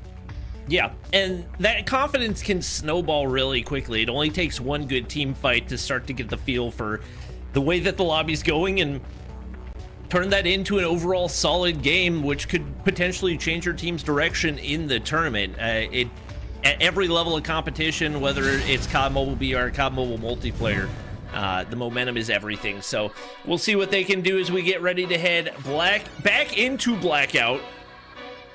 If you guys haven't already, you can scan the code down below to download Call of Duty Mobile. And once again, if you're watching in-game, earn those free rewards. You can also hop in and play a couple games by scanning the code and grab some free secret caches. Lots of rewards to unlock today. My goat, Bobby, great shout. As a reminder, you do have to scan the code, then play the 5 games. I saw a couple people in chat asking about it. Scan the QR code on your screen right now, then play those 5 games. You can't just drop in and play 5 games to get your rewards, but you can just hop into the game and watch, like Bobby said. Well, let's hop into the game ourselves and move into map number 4. We are back on Blackout. We're going to see some teams drop out nice and early in this one. Take a look at where some of these teams are landing, and ooh, you were right, Bobby. Look how quickly people are dropping on the 2 helicopter spawns right at the beginning of the plane. And I think a couple of those teams may be thinking better of it. Yeah, I was expecting more, and it looks like one of those probably going to be uncontested, or at least lightly contested. One all the way up at Estates might be a free opportunity, or maybe too many teams thinking that it's going to be a free opportunity and turning into chaos. As you can see, one player already taken down, or not taken down, but Swag low on plates right now, definitely needs to find some, and he kind of watches the player run out in front of him and beam in the face. I did see Team Cisco was one of the teams that was able to log the Heli Heroes, so they were one of the teams that hot chopped on the helicopter. Some nice free points. But speaking of some free points, Winsanity getting involved, picking up 1, 2, maybe 3 potential kills here. Half of a team down. That's Shifon on the other side, who got the wrong end of a fight against Winsanity. As his team pushes up, now a little bit in trouble, though. Need to trade out this fight. 2 go down from the side of Win. He's got a pretty decent weapon, but only 15 bullets that he can play with, and he's used about 6 of them there. Finds an LMG, gonna get into the mix, and unfortunately just can't quite ADS in time. Arc takes him down. Rex still alive, but no tags in hand. That puts them in a rough spot. They've had a good performance so far in this one, but really need to bounce back. It seems like Jacob going for a swim. Says, don't mind me. I can't see you. You can't see me. Winsanity waiting for his tags to get retrieved, but it looks like he may opt to play the waiting game, or maybe an opportunity for him to gather enough money and buy them back. I'm not 100% sure if that's possible without retrieving tags, but definitely at the bare minimum going to look to pick up a gun and maybe pray that they make a wrap to a different direction. Yeah, I think Rex saw a player and said, "Ooh, no, I'm out of here," and it's gonna keep rolling. And again, we talked about this at the top of the show. Like, you've got to stay alive. That is really the only thing that matters. You can break down BR in 1,000 different stratagems, but one of them has to be stay alive. You've got to. But a quick look at the other side of the map, Raging Cactus potentially in a bit of trouble. Maybe chowed this helicopter over here at Hijack. I don't know. But like, maybe they lost the fight, and potentially the dog tags down in the water is maybe Farouk's team that won the fight, hijacked, and is able to loot up and potentially win this POI. Yeah, I think Raging Cactus is just trying to stay alive long enough for them to hit the rotation out right here. So they've got tags that they need to retrieve. So what do you think we should do then? Once again, we don't have eyes on him for the time being, but they don't seem to have info there either. So wait a second, I'm gonna do the medic I think they're waiting for him to push out, and he's actually floating down in the water. They're gonna heal up with the medic class, but you're right. I think I think he's up there. To take the helicopter, but I mean, I'd be afraid to zip across. Obviously, that is the freest kill of all time. But not when he's floating down in the water, just trying to stay alive. It'd be a big momentum shift. Again, we talked about it. Raging Cactus, one of the top teams today. If they were able to full wipe Raging Cactus, would be a massive boon to just about everybody on the leaderboard. Let's go. Keep an eye on the feed. We do see Little B getting knocked and taken out. A couple more kills coming through. And once again, we're seeing a lot more early game kills come through. Is Swag taken down as well. Teams getting more and more desperate and probably going to start to push in a lot more of these gunfights. We got Stone Mountain. We know he's high on the scoreboard. We don't know if he's in the #1 spot as of yet, but they're definitely looking to build on what they've been able to do so far. Yes, It's kind of sick. Looks like they got all 4 players up and a lot of real estate to be able to loot up. Let's look for the guy we killed. Remember? Yeah, I heard them talking briefly. It looks like they've maybe killed somebody already looking for their loot, but Stone was saying, oh yeah, I remember this. And then he was like, I don't remember this. And probably some changes. I know Stone, one of those players that played Blackout on, I think it was console originally a long time ago. And I know a lot of our PC creators feeling a lot of nostalgia back on Blackout. How do I grab that? Swing over to Aerith, who we've been hoping could have a big breakout game here. Just drag it. Yeah, just drag it out your screen.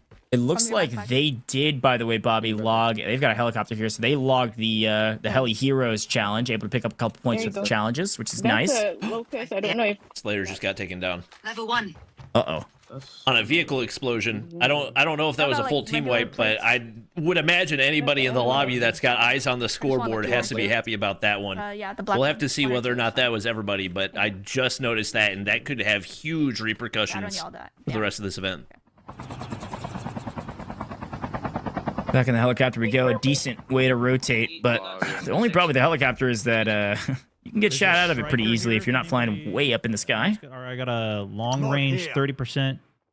¿Este está pintado o me parece? No está pintado. I was seeing some conversation around favorite shotguns in BR, Bobby, and I'm thinking Jack 12 is what most people would say. What do you think about a shotgun in BR? Por la playa. Jack 12 is a good shotgun if you have bad aim. No, papi. Okay, so that makes more sense because I was watching some of our creators stream and they were asking, hey, what should I use? And everybody was like, Jack 12, Jack 12, Jack 12.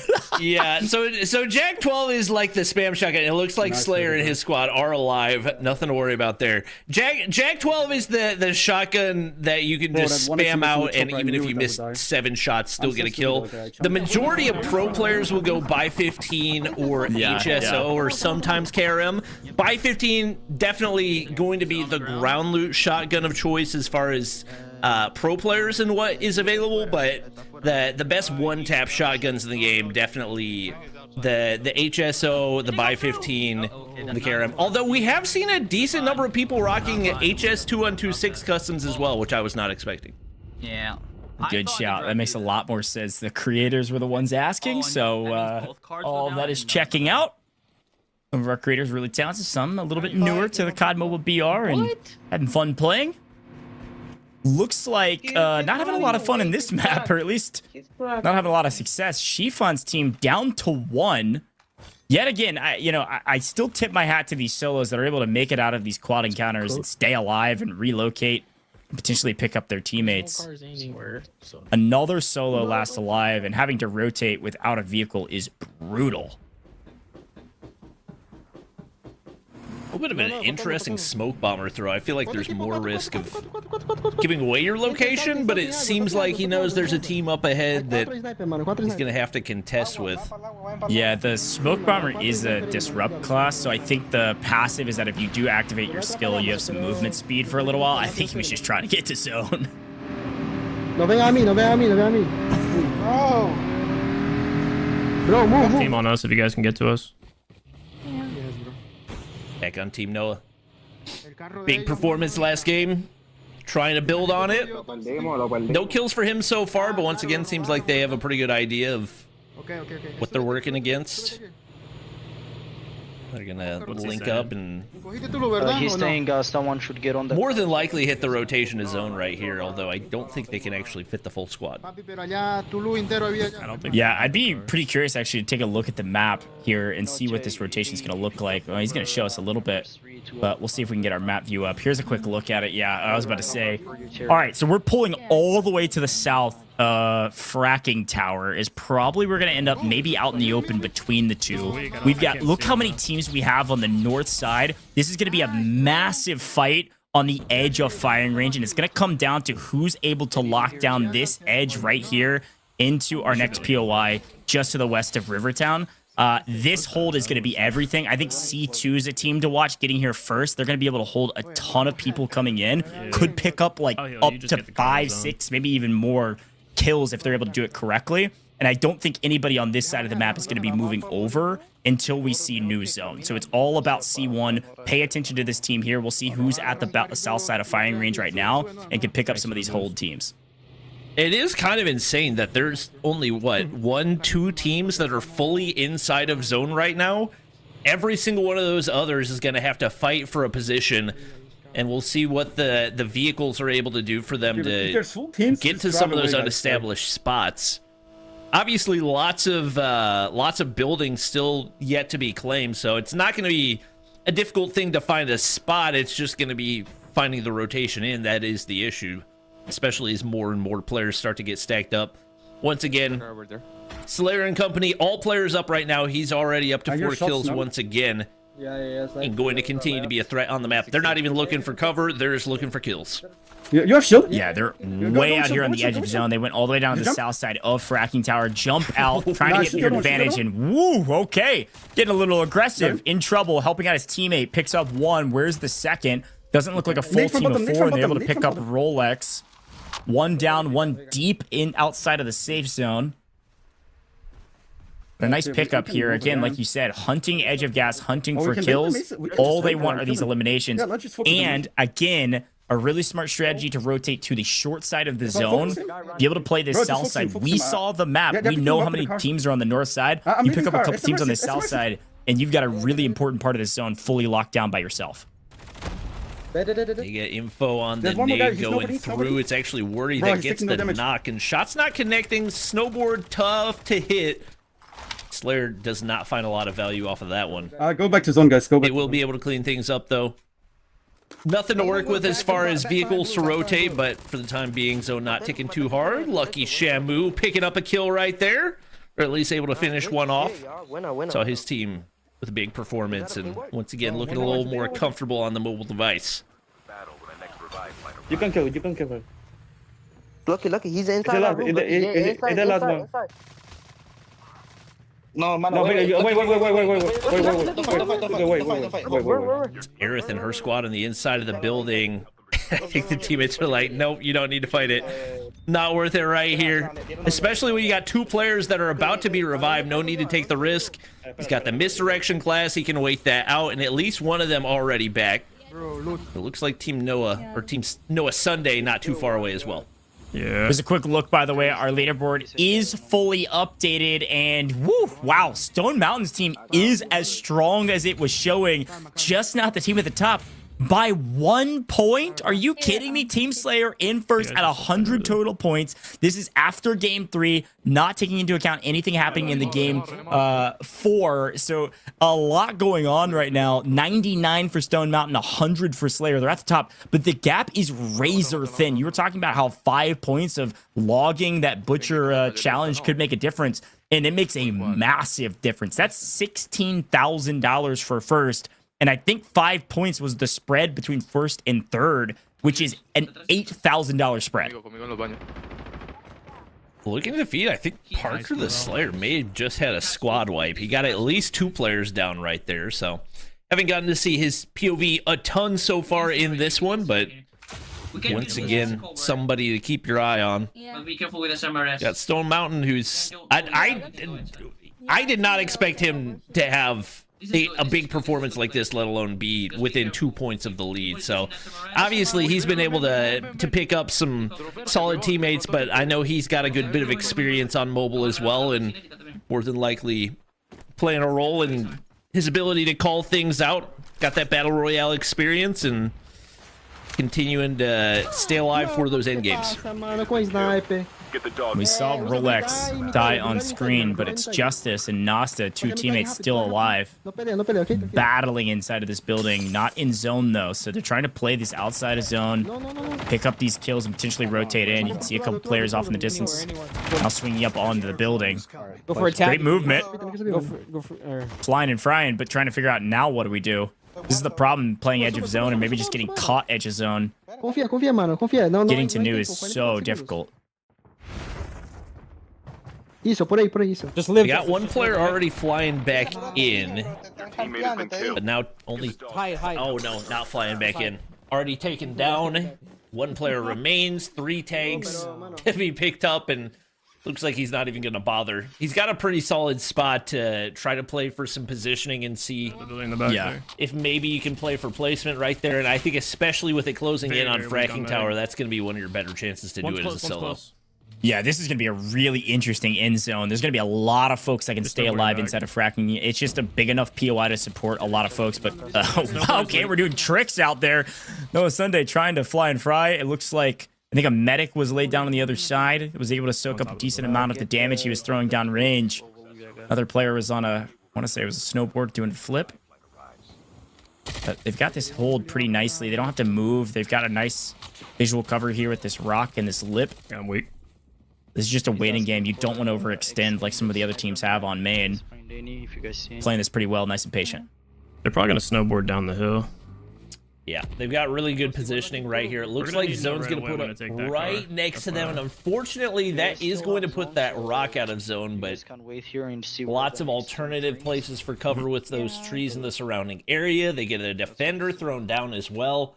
And they're chilling on high ground, but the tougher thing is going to be finding rotation. They're about as far as can be from fracking right here. Making that rotation down the hill not going to be an easy task. Let's go. Still 40 players alive, but one by one, we're starting to see some of them drop the zone. Yeah, it's about to get really chaotic here because I think there's several teams. If we can take a quick look at the map, I'd love to see how many teams have made it to fracking and are now going to have to pull out of the main condensed pieces of cover into fracking. You're kind of out in the open in these ancillary buildings. I think there's several teams besides just Jacob Gaming's team one is out here. We'll swap between a couple of them at the very least. Again, this is such a good play by Slayer. Reminder, he came down to the south side of fracking a while ago, wiped the edge, and has been playing the south side, the short side of the zone for the last 5 minutes or so. They're able to have all 4 alive inside of cover on edge of zone and able to pick one up in transition. That's his 7th. No, stay there. There's a reason this team is at the top. And here's a quick look at the map. I knew there's going to be a lot of teams here. It looks like I want to say 3 or 4 inside of fracking, but it's this left side that I am worried about. A lot of folks already down. Noah Sunday, Bella Fox, Farouk's teams. This side of the map is utter chaos. A lot of dog tags and a lot of teams still alive, but it is absolute chaos as they're trying to rotate into new. The teams that rotated early are going to get paid. It's the team on your screen, Slayer Squad, who is in a really good position to potentially win it all again here, Bobby. I don't know if there's people, but check always your and once again, surprising that so many teams have waited this long, especially with the amount of different mobility tactics that you have. I think maybe teams a little more focused on farming those rotation kills, but definitely a lot more risky, especially when you could potentially set up inside zone and get just as many kills. It looks like Noah's going to be able to pick up another one. Even inside the vehicle, just hitting absolute beams.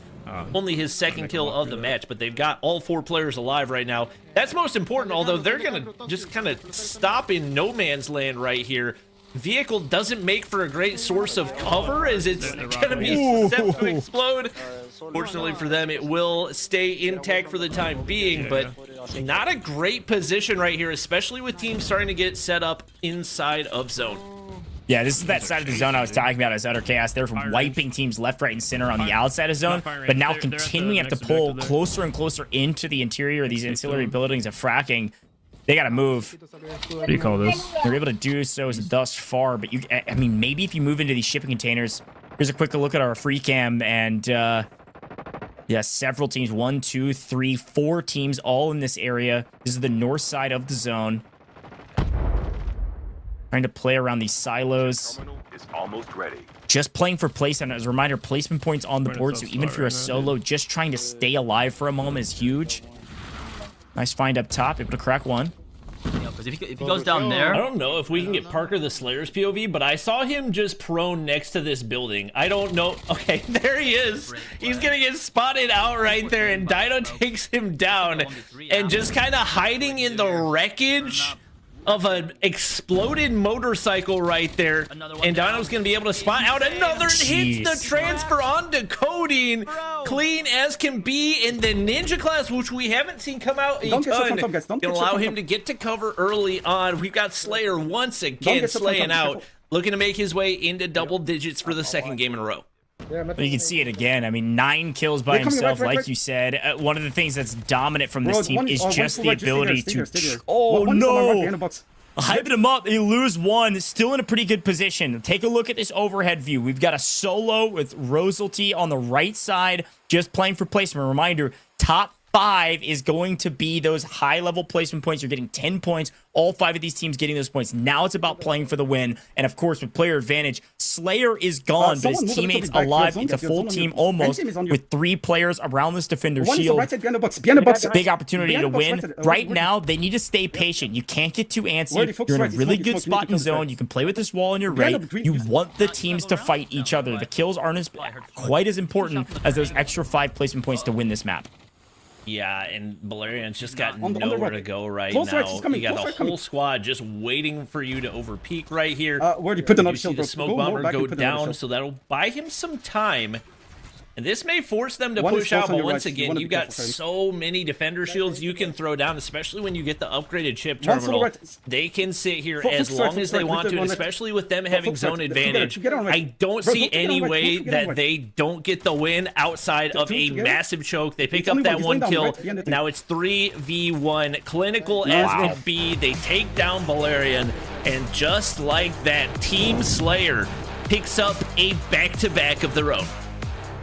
Wow, we've had 4 maps, but only 2 winners. Raging Cactus picks up map 1 and 2, and it's Team Slayer picking up map 3 and 4. Doesn't matter what the map looks like, what it's called, they're gonna get a victory on it. And again, it comes down to the game IQ, the rotations they've made to move to the south side, of Fracking Tower, hoping or at least having a decent understanding that if it does pull here, we need a power position early. They get it, they play inside the buildings, and then as the zone creeps a little bit further to the ancillary buildings of Fracking Tower, they're still able to play the short side, and they know they've already cleared out everybody behind them, and so because of that, they're able to get the win. Of course, using their class abilities correctly and getting the nice gunfights, but you could tell they didn't get in a precarious fight in the end circle because they played it near flawlessly. Very, very well done. And Bobby, here's a quick look back on that map. Insanity picking up a couple early, which is nice to see because, again, this is one of those teams that was near the top of the leaderboard as well. Yeah, I don't know how long their run in that game lasted, so there's a chance maybe we see them fall a little bit on the scoreboard, but there's no question Team Slayer still looking like the team to be. Not only are they farming those kills, but like you talked about, just playing the zone so perfectly, and not that they're able to adapt their play style to fit the map. They're not necessarily taking that full send everybody, take every gunfight possible that we saw on Isolated. This time around, they sit back, they let the opposition come to them, knowing how much open ground is on the surrounding areas, and they once again go big to take the win. And it's not just Slayer picking up the kills either. We saw one of his teammates there with 7.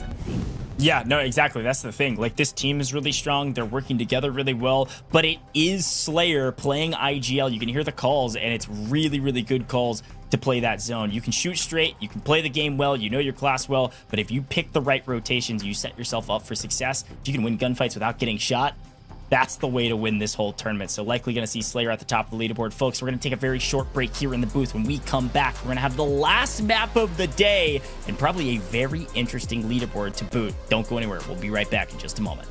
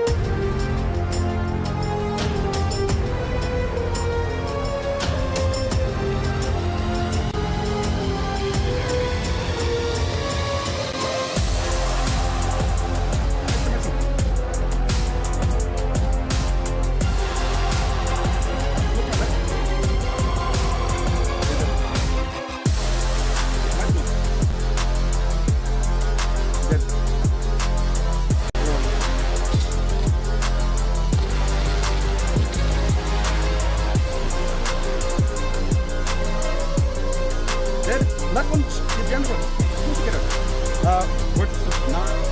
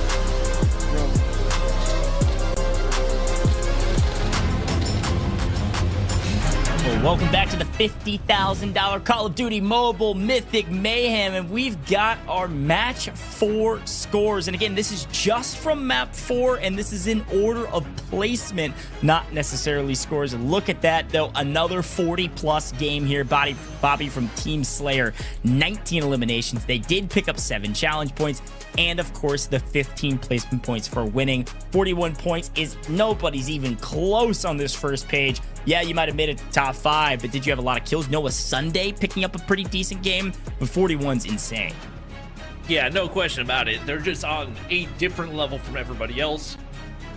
And we see, especially with a subpar, at least relative to what they have been doing so far, performance for Raging Cactus, that's got to put Slayer and his squad pretty convincingly in that #1 spot. Obviously, Stone Mountain and company performing well right there, but not as well as they needed to, and really nobody performed as well as they needed to be able to catch up to Slayer and his squad. So yeah, going down the leaderboard, Lucky Shamu and Rolex, both a solid game right there, but looking like it drops off pretty heavily after those first 14 spots.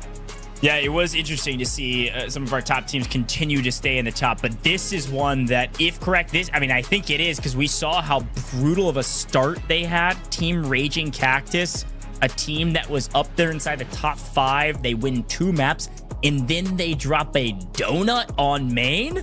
No way. That's crazy. And you called it out perfectly, though, Bobby. You said there's probably going to be some micro hot drops here on some of these helicopters because of our challenges. And I think Team Raging Cactus went for one, and they utterly lost. And that one's going to hurt them desperately on the leaderboard. Let's take a look at the overall rankings and see where everybody's at. And Team Raging Cactus barely holding on to 5th place with Team Rolex right behind. Top 8. This page getting paid out, though. We were worried about Aerith. She's on the page right now. If she can maintain a spot, they're going to be walking away with at least a little bit of cash.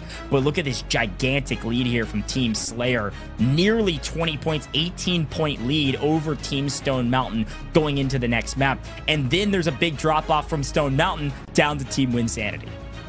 I'm just going to go ahead and say Team Aerith are challenge point merchants because 46 of their 66 are from challenge points.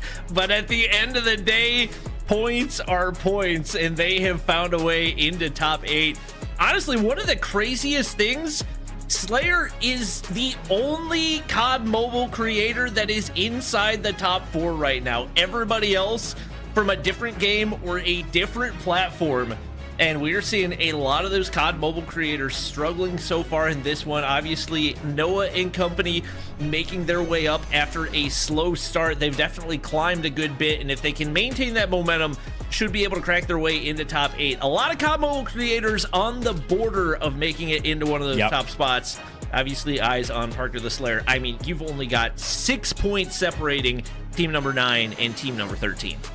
Yeah, I think it's a really good shout. A ton of folks still knocking at the door and potentially earning a bit of cash. Even a couple teams on this list, if they can really pop off in one good game, the last game of the day, there's a chance that they're making some cash today. As a reminder, $50,000 on the line. Yes, $16,000 for first, but 8th place still walking away with $1,000 for your team. That's $250 a piece. That's a great day in the office, if you ask me. So some of these teams drop a big pop-off game. Big opportunity to still make some cash. Let's take a look at our maps, though, and as a reminder of our winners, we've played 4, but only 2 different winners. Team Raging Cactus winning the first 2, and then Team Slayer winning the next 2. So who's going to win the last one? There can only be one victor, and who knows? Maybe it's a totally different team. Maybe it's Team Stone Mountain. They're able to snag the victory of the map and the overall competition. It's absolutely possible. Only time will tell, but we are headed back to Isolated, and we've done all the learning that we can, Bobby. There's no more chemistry building. This is putting everything that you've been working on into practice. The last map of the day. So you talked about Aerith being a challenge merchant. Let's take a look at what challenges she could potentially grab in this one. Last challenges of the day. Total of 17 points on the board that you can grab. This is the most of the day as well. These could be pretty huge. We do have a hot drop in this game. Isolated, it looks like all team members need to drop Isolated HQ this time around if you want those 8 points. I think it's going to be real hot this time around, Bobby, because everybody's fiending for points. I'm curious what Isolated HQ is, because that's not a name spot on the map. That may be in reference to the floating platform. And if it is the floating platform, then it's going to be easily the craziest drop that we've seen. I don't know that you can guarantee a floating platform in any particular game. Yeah. But assuming that we do get one that has an opportunity for a lot of teams to gain points, especially given that you can fly off quickly, but it's a very condensed area. So if somebody gets a gun before you, you are in deep doo-doo. Yeah, it is the platform is what I'm being told from production, which is what we thought it was. That'll be real interesting if we get that one on the board. You're totally right. I don't know what's going to happen. A lot of fun things behind the scenes. This map is going to be a blast. But I think we've got a little extra special something. Maybe a partnership? COD Mobile is pairing up with a very unique group of folks out there that maybe you've heard of. Let's take a quick look.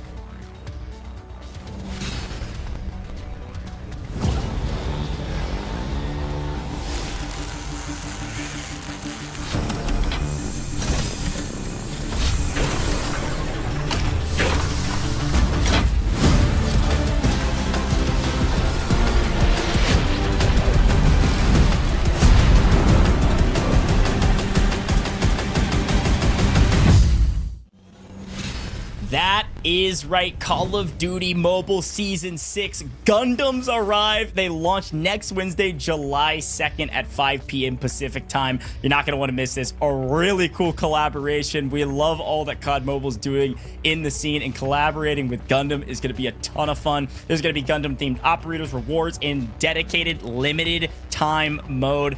4v4 mech-style combat in all-new Gundam Team Deathmatch mode. This is going to be a blast, so make sure you check it out. Again, it launches next Wednesday, July 2nd, and I think there's a big exclusive trailer dropping this Friday, June 27th. You're not going to want to miss as well. So operators, TDM, Bobby, this is going to be a blast whenever it drops here in only about a little over a week.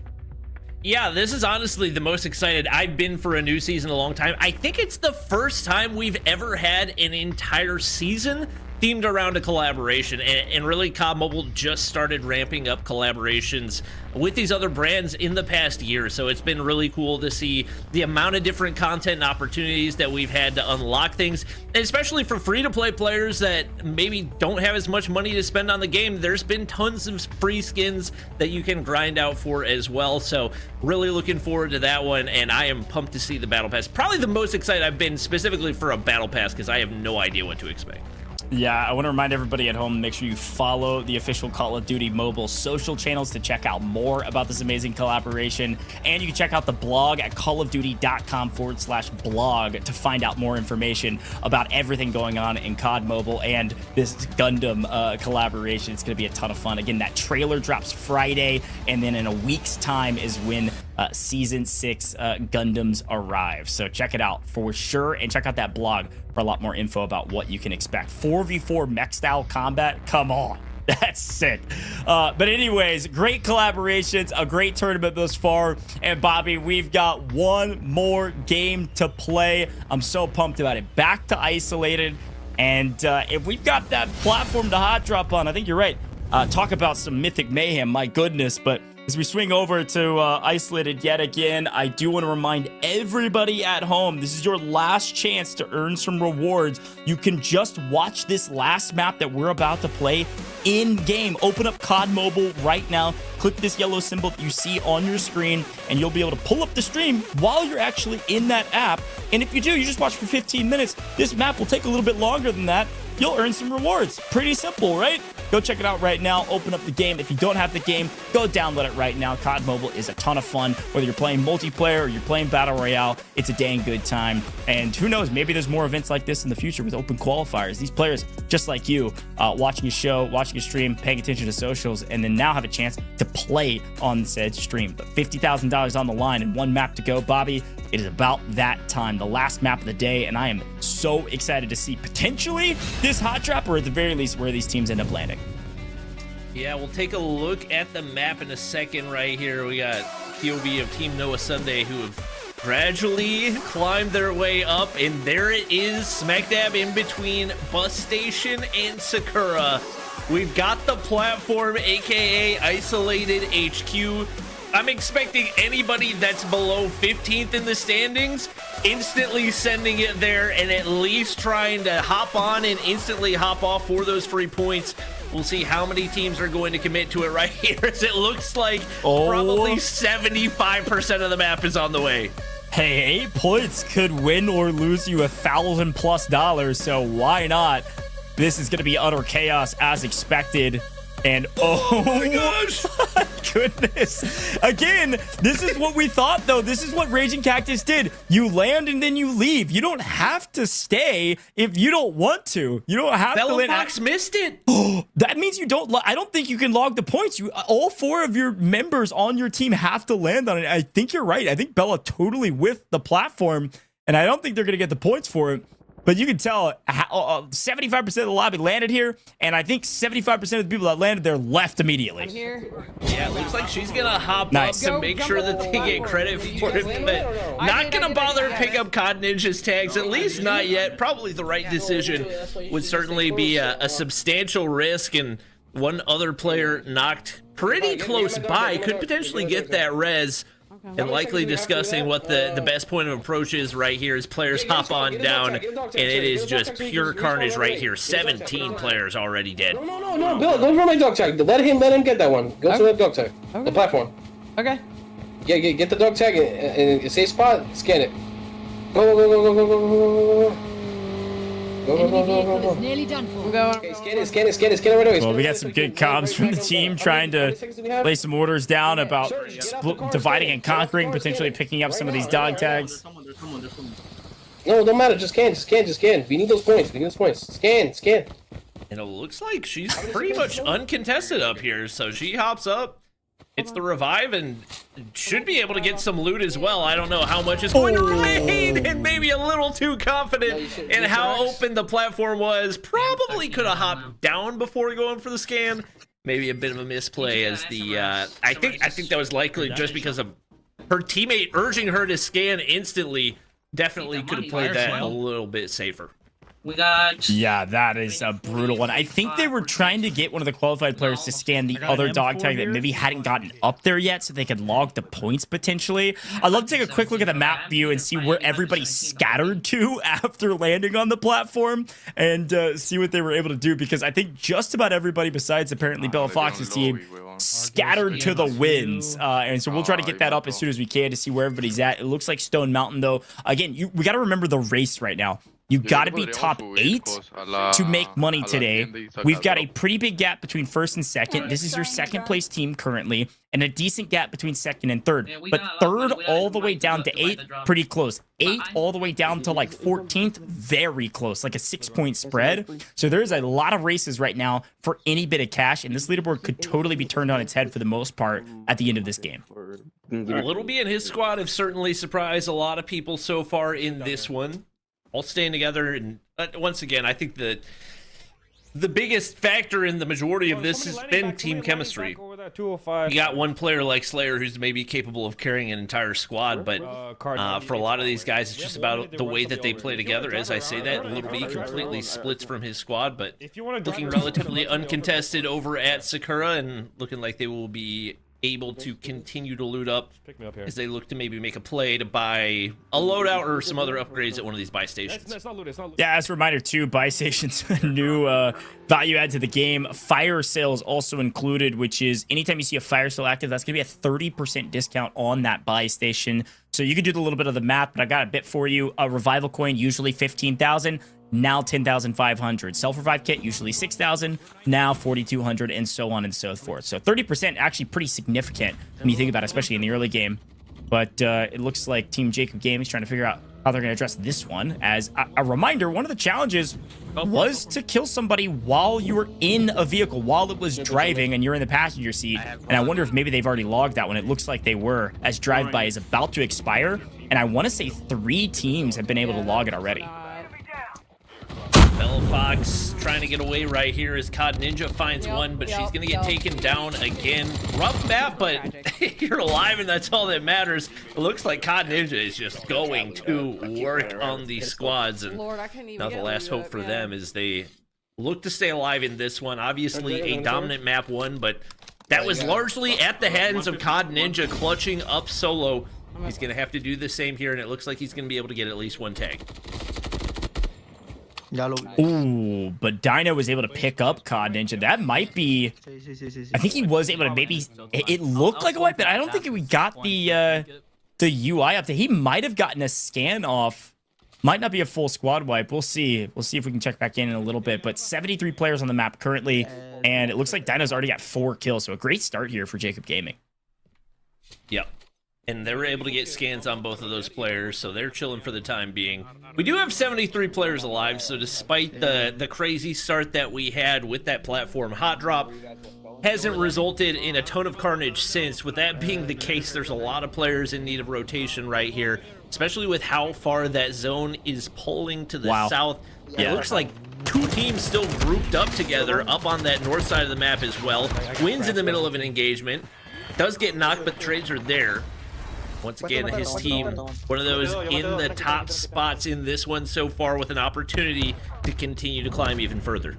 Yeah, and again, wins right here in launch base on the south side on this side. So I'll be really curious to see where the zone ends up pulling. I'm actually thinking that we might go all the way down to estate or maybe over into military where there's basically nobody. Look how many teams are on the north side of the map having to all rotate down. I think the biggest and most difficult rotation is going to be getting through some of these teams that decide to hold launch base, decide to hold farm, maybe hold here at crash site. These are going to be big holds. And again, yet again, we say this every single time, the teams that get here early are going to get paid in kind. All right. Yeah, there's a lot of wide open loadout drops in the middle of the zone as well, but it seems like we're at the point where everybody's so dead set on not taking any risks that they're just kind of allowing it to drop where it will, and we may see somebody end up capitalizing on it. No surprise to see that Team Slayer are one of the first to head toward those loadout drops, and I think that's a big reason why they've been able to be as dominant as they have, having that boost your accuracy, that boost your time to kill. on top of the fact that they're as confident as they are. And I think that confidence plays a role in their willingness to just full send it at a loadout drop and trust that they can win the gunfights on the way. So struggling to get one more player into the vehicle, but they get that. And now they kind of have their pickings as to where they want to go inside zone, or if they want to just scan the edges like we've seen them do so many times before. Yeah, there might be good. Yeah, and as expected, it does. You can see a little bit of that preview. It has already shown us the new zone. It's going to be down around a state like we were talking about. So it is going to be that hold on launch base that's going to be a really big boon for the teams rotating in. And we'll see who's able to make it to new in time. But here's a quick look at a team that is electing to use the buy station. Let's see what they decide to pick up here. They've got a ton of cash to utilize. Dame dinero, me falta. Ah, no, ya no se puede sacar. Medic. Nice. Yeah, and spend a little extra time at the buy station. Let's go ahead and throw the medic down and heal up some people. You can keep buying what you need. Raging Cactus. I believe all the captains got hooked up with as many mythics as they could handle, but maybe Raging Cactus forgot to set the default skin on his Craig to the mythics. So rocking with the default for the time being. Players starting to drop a little bit more quickly. His team's getting more and more desperate for those points. Earlier you get the kills, the better. And maybe also having that presence of mind where if you're pushing a full team, maybe don't wipe them all the way, taking down 3 players and giving opportunity to revive. I think every single elimination point is going to count at this stage in the competition. So we'll see if any of these teams look to get technical like that. Although if your team's Slayer leading by the amount that you are, you don't want to give any opportunity for teams to get more points. So I would assume they will continue to run through the squads the way they have. Tank has been delivered. And again, the zone's pulling down towards state. You're going to see Circus and kind of the south side of Pipeline in new. Everybody's got to rotate there. Rolex on the edge. Helicopter to rotate. Lobby. Bringing up kills here like Bobby was talking about. Really important. Nice pickup. No toque, Rolex. Reloading. Nice. Able to pick up Class Driver. That's nice for his class. Now he's got his medic upgraded. They're going to move on their merry way. A lot of value there in that kill. Nice pickup. Half the lobby's dead here, Bobby. Moving into this last map. You got to hope if you're one of those teams on the bubble that you're still in this. Yeah. And with how many points you can get just from one good end zone, I don't think any of these teams are ever truly out of reach. I would imagine the ones that are still alive right now are, for the most part, the ones that are in contention in that top 16 that we've been looking at. So still a lot on the line as far as executing throughout the end of this one. Obviously, Stone Mountain, another team a lot of people have had eyes on, definitely shocked a lot of people making their way into top 2, and not a ton of kills on the board for him, but once again, chemistry has been there with his squad, and they have found a way to have some very solid end games and put themselves in really good position to get a good chunk of that 50K. Yeah, you saw him open up that buy station and pick up the Class Driver. I believe, I want to say it was fire sale was on because it was about 3,500, I believe. So it would be on fire sale price. And then he also picked up the revival coin, which is usually 15,000. Crack one. And then 10,500 during fire sale. I couldn't tell, but it's been a lot of cash. Feeling good about his resources, and now just throwing bullets down range, picking up a nice pick on Rolex. I think getting knocked off screen from Camilo. This is Rolex team on the other side, and if any of these hits, I mean, this team is in deep trouble already, but... Okay. And they may have gone so far that they're out of render distance right now, so it seems like they may have to reposition or kind of accept the loss. They see a helicopter falling out of the sky usually means somebody has flown very close by. I don't know if they're going to be able to identify that. We head over to Team Raging Cactus, who, that understandably so, are on the patrol for some kills to try to pick up some extra points. Desperately in need of anything that they can find. Very solidly in the lead after those first couple of games. Picking up wins has not necessarily panned out over the last couple, and unfortunately for them, not going to be able to find eyes onto the solo that looked like free pickings. Let's go, boys. Oh, there's a parachute. Someone's going down.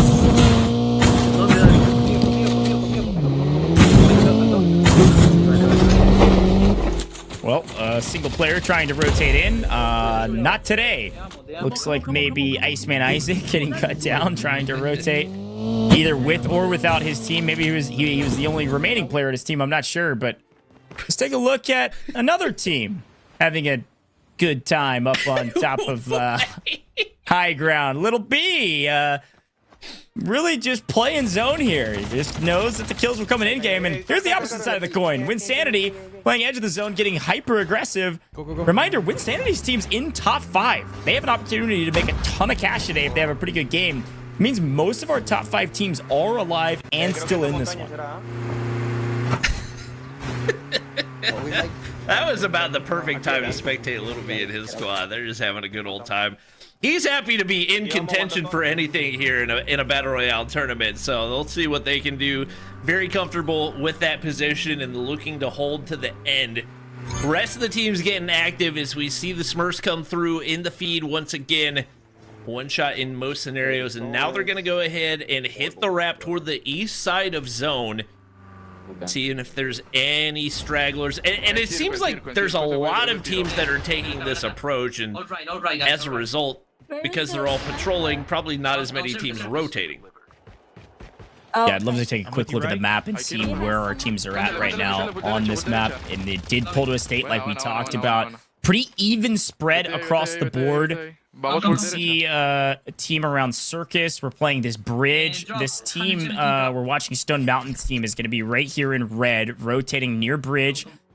I don't think they know that there is a player in the helicopter behind them yet. If you're looking over here, ST is flying in behind them, maybe able to play a flank. It might just be a solo. We'll see if maybe they're stacked on top of each other.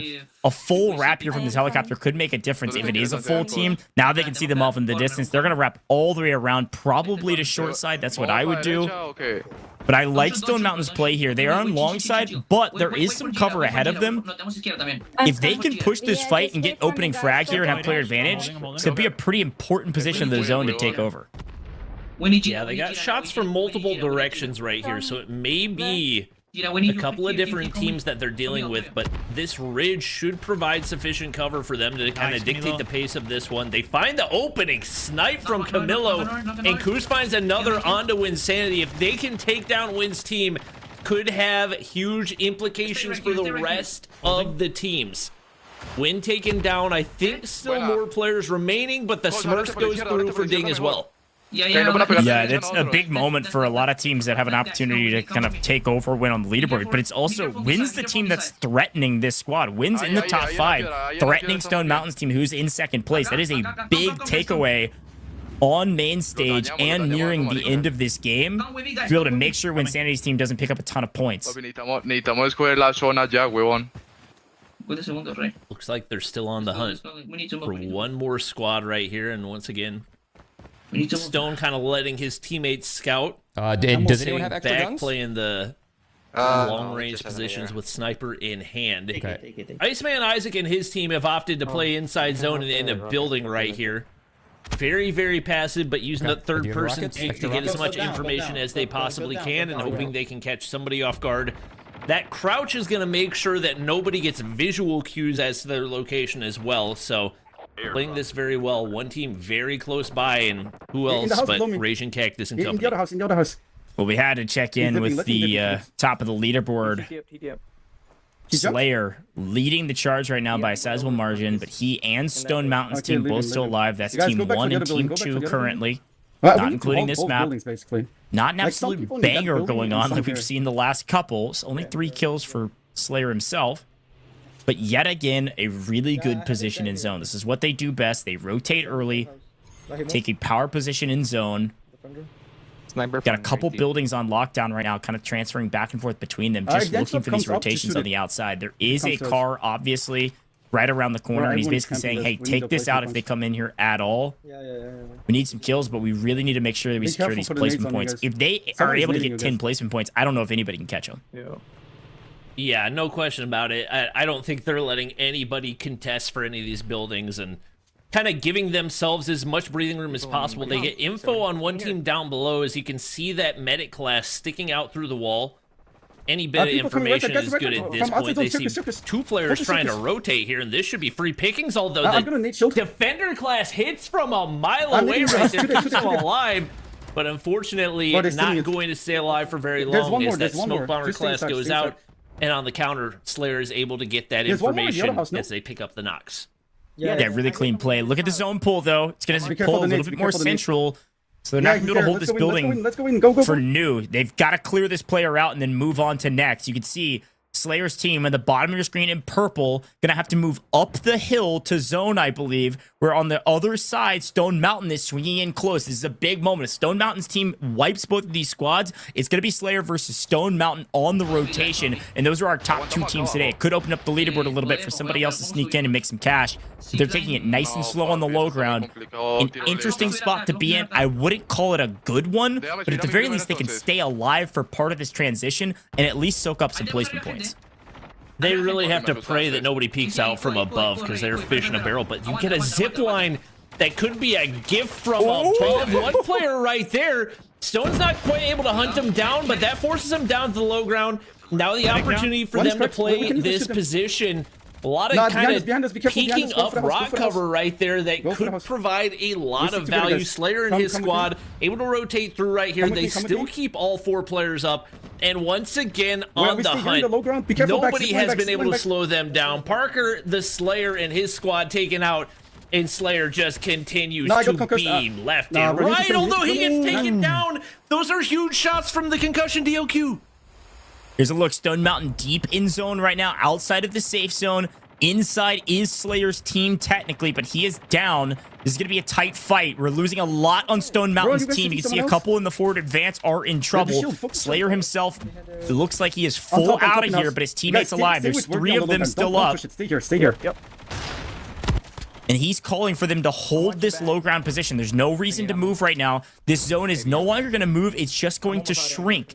And so if you play the low ground here, you can isolate yourself, play for these top placement points. There's only 13 players alive. You're probably there already. And they have another good opportunity to win their third game of the day out of 5 total games. Wait. And the fact that you've got a player that's as dominant as Slayer, and yet you can still have him taken out of the equation, and these three players have been able to handle it flawlessly, just shows the strength of this team. You do have a full squad that you've got to deal with. Iceman, Isaac, looking to lead the way right here, but they're playing very tight on the edge of zone and don't seem super confident as they do it. Another team, Little B, looking to push out of zone, but they're just gonna kind of sit there and get knocked by zone. And there it is, Slayer squad picking up the knocks. Only a couple players remaining. It's pure chaos. Everybody dying to zone, but they've got that position on the inside, and it looks like they've got what it takes to take the third win to close out the event. Unbelievable job. Team Slayer is the best team here. There's no question about it. A total of 5 matches, and they win 3 of them. Perfect execution, playing for safe zone, letting the zone do its work. And if you play inside of that long enough, throw a couple bullets down range, you're going to be netted those kills, and you're going to be able to stay alive the longest to get the win. It was a great call from Slayer. That's the thing. He wasn't in the game. He had died from those great sniper shots from distance with the concussive rounds. But then he was just IGLing, and it was maybe even a better spot for him because you saw his team. They were going to push up the hill into the building and play the high ground. I think they lose the game if they do that. Staying low like Slayer called them to do allowed them to skate around the backside, not get into fights that were going to be an issue, and be able to play zone a lot easier than their opponents. Perfect execution, another great win. They're going to be at the top of the leaderboard. Only time will tell. The big question is who else is up there with them. Top 8 getting paid out, folks. And Iceman Isaac, they did make it to top 5. Let's take a quick look back on that one. It was utter chaos to start here, Bobby. We landed on the platform. Some of the folks ran away very quickly. Some folks got punished for staying. But overall, a great map regardless.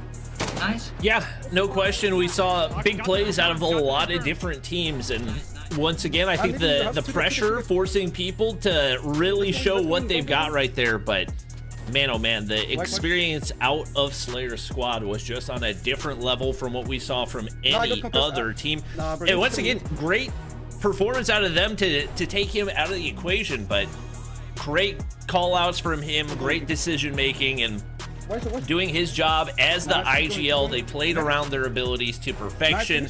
AK-117 hitting those beams, and they there were just so many teams that it seemed like were content to sit outside of zone and pray that everybody else was going to take the gunfights on the inside, and it really did benefit those that were confident. Yeah, and it was Iceman Isaac's team that did get second place. So it you know, a little bit contrarian of a play style. You got to play for placement points. You're picking up 10. They played a lot slower. They played the zone really well as well. Remember, they got to the middle of the zone in a state very early. They've been hanging out in a building for a while. They said, let the kills come to us in the end game. It looked like they were able to pick up a couple, but then of course they end up dying for the final push there from Slayer's team. So they're going to be netted a decent amount of points for that play. I think it was a smart call. The question is, was it enough to get them in the money? They were outside of the money, but it wasn't by a gigantic margin. I think they were in the middle of the pack, maybe a little bit higher than middle of the pack, but not quite in the money. So maybe we could see Iceman Isaac walking away with a little bit of cash. I think there's big question marks here, Bobby, around, hey, did we see Era's team put up enough points to maintain an 8th or higher position? Where's Noah Sunday? Were they able to pick up any points in that map? I think we only saw him for a little bit. We know who's at the top. Stone Mountain had a great game. Slayer had a great game, but everybody else is a big question mark in my mind, and that's what gets really fun, as the mathematicians behind the scenes are doing the math. It is probably going to be razor thin margins for thousands of dollars as we traverse through first all the way down to 8th place. Yeah, I saw some people in chat talking about Noah being alive in final zone, so there's a possibility that he just kind of went under the radar in that one and had a big performance. I'm curious to see what those final points are going to end up looking like, but like you pointed out, Iceman Isaac, very solid all the way through and had a solid final performance. Stone Mountain, maybe not a dominant final map, but they stayed alive for a long time, and more than likely that'll pay dividends. But Team Iceman Isaac, 32 points. Very good game. Unfortunately, can't quite compare to the 47 out of Team Slayer. Yeah, I mean, this is, again, 3 wins and 3 40-plus point games from them. And look at the difference this time. Team Slayer was able to get all 17 challenge points. I think this is the first time or second time they were actually able to max out challenge points and get a win and have some of the most eliminations on the board. The only team to get more kills, by the way, in this map, Team Stone Mountain, who is in second place. There's a reason these two teams are at the top, and they are crushing it. It does look like Team Stone Mountain, though, missed out on a ton of points from the challenges, weren't able to net any of these off rip, which has got to be frustrating for them. But I think maybe was on purpose. I think they probably didn't go platform for the HQ because they were like, hey, we're in second with a decent margin. We probably don't catch first. Let's play defense. Let's play slow. Let's play our game. The points will come. And they were right. They pick up a lot of kills and likely protect their spot in second, or at the very least will be a top 5 team, no questions asked. Let's take a look at the second page, though, because we've got some surprises. My goodness, Team Rolex picks up a ton of points out of kind of nowhere. A 35-point game, getting 12th in this map. Might be the highest score we've seen on a second page of a match rankings here, Bobby. And it's because of 17 challenge points. And somehow they had 15 kills, even though they died in 12. Yeah, definitely a huge map for them. I'm not really sure how close they were to contending. And another team that goes big on the challenge points is Team Zeke. Only 6 points outside of that, but they pull away with 23 right there. So opportunity for them to put a dent. And unfortunately for Team Parker the Slayer, they needed to have a big map to make their way into the top 8. Yeah. Not going to happen right there. Same for Team Aerith, who comes up short. 11, not the worst map, and definitely better than some of the players that were around them. But unfortunately, I don't think it's going to be enough to climb those leaderboards. Yeah, I think that's a really good call. I think we'd likely see Aerith drop out of the top 8 just barely. And if I remember correctly, I think Rolex is one of those bubble teams, so I think it's very, very close. But folks, I'm getting word that we do have our champion, and I don't think it'll be a surprise. A big congratulations to our champion of the $50,000 Call of Duty Mobile Mythic Mayhem. It is Team Slayer, as expected. Hey, sometimes you win 3 out of 5 maps, you're gonna win it all. It doesn't always work out that way, but they put all of the pieces of the puzzle together perfectly. They crushed it, and they took all the points they could find on the board, from challenges to placement points, and of course, to eliminations. My goodness, here is our overall leaderboard, folks. Our top 8 getting paid. Look at the bottom. I'm excited for them. Team Iceman Isaacs sneak in there at the last second, get second place in the last match, and pick up 8th place overall, winning $1,000. $1,000. So congrats to Iceman Isaac and everybody on this board. Look at Rolex jumping all the way up to 4th place here, Bobby. And of course, Winsanity, that dude always makes money in these tournaments, getting 3rd overall. Yeah, and once again, it's the non-COD mobile endemic creators that are really going big in this one. Even Raging Cactus, I don't think plays COD mobile much anymore. He never played BR in the first place, so it's really Slayer kind of alone at the top representing COD mobile. And obviously props to our open qualifier community members, as they are, no question, playing a big role in what these teams were able to do. Stone Mountain coming out and surprising a lot of people, as he's not even a mobile endemic creator and finishes in 2nd place. Not even doing it largely on the back of challenge points either. 68 elims, and unfortunately for Team Noah Sunday, they come up just short, right on the bubble right there, and I think only missed it by maybe 4 or 5 points.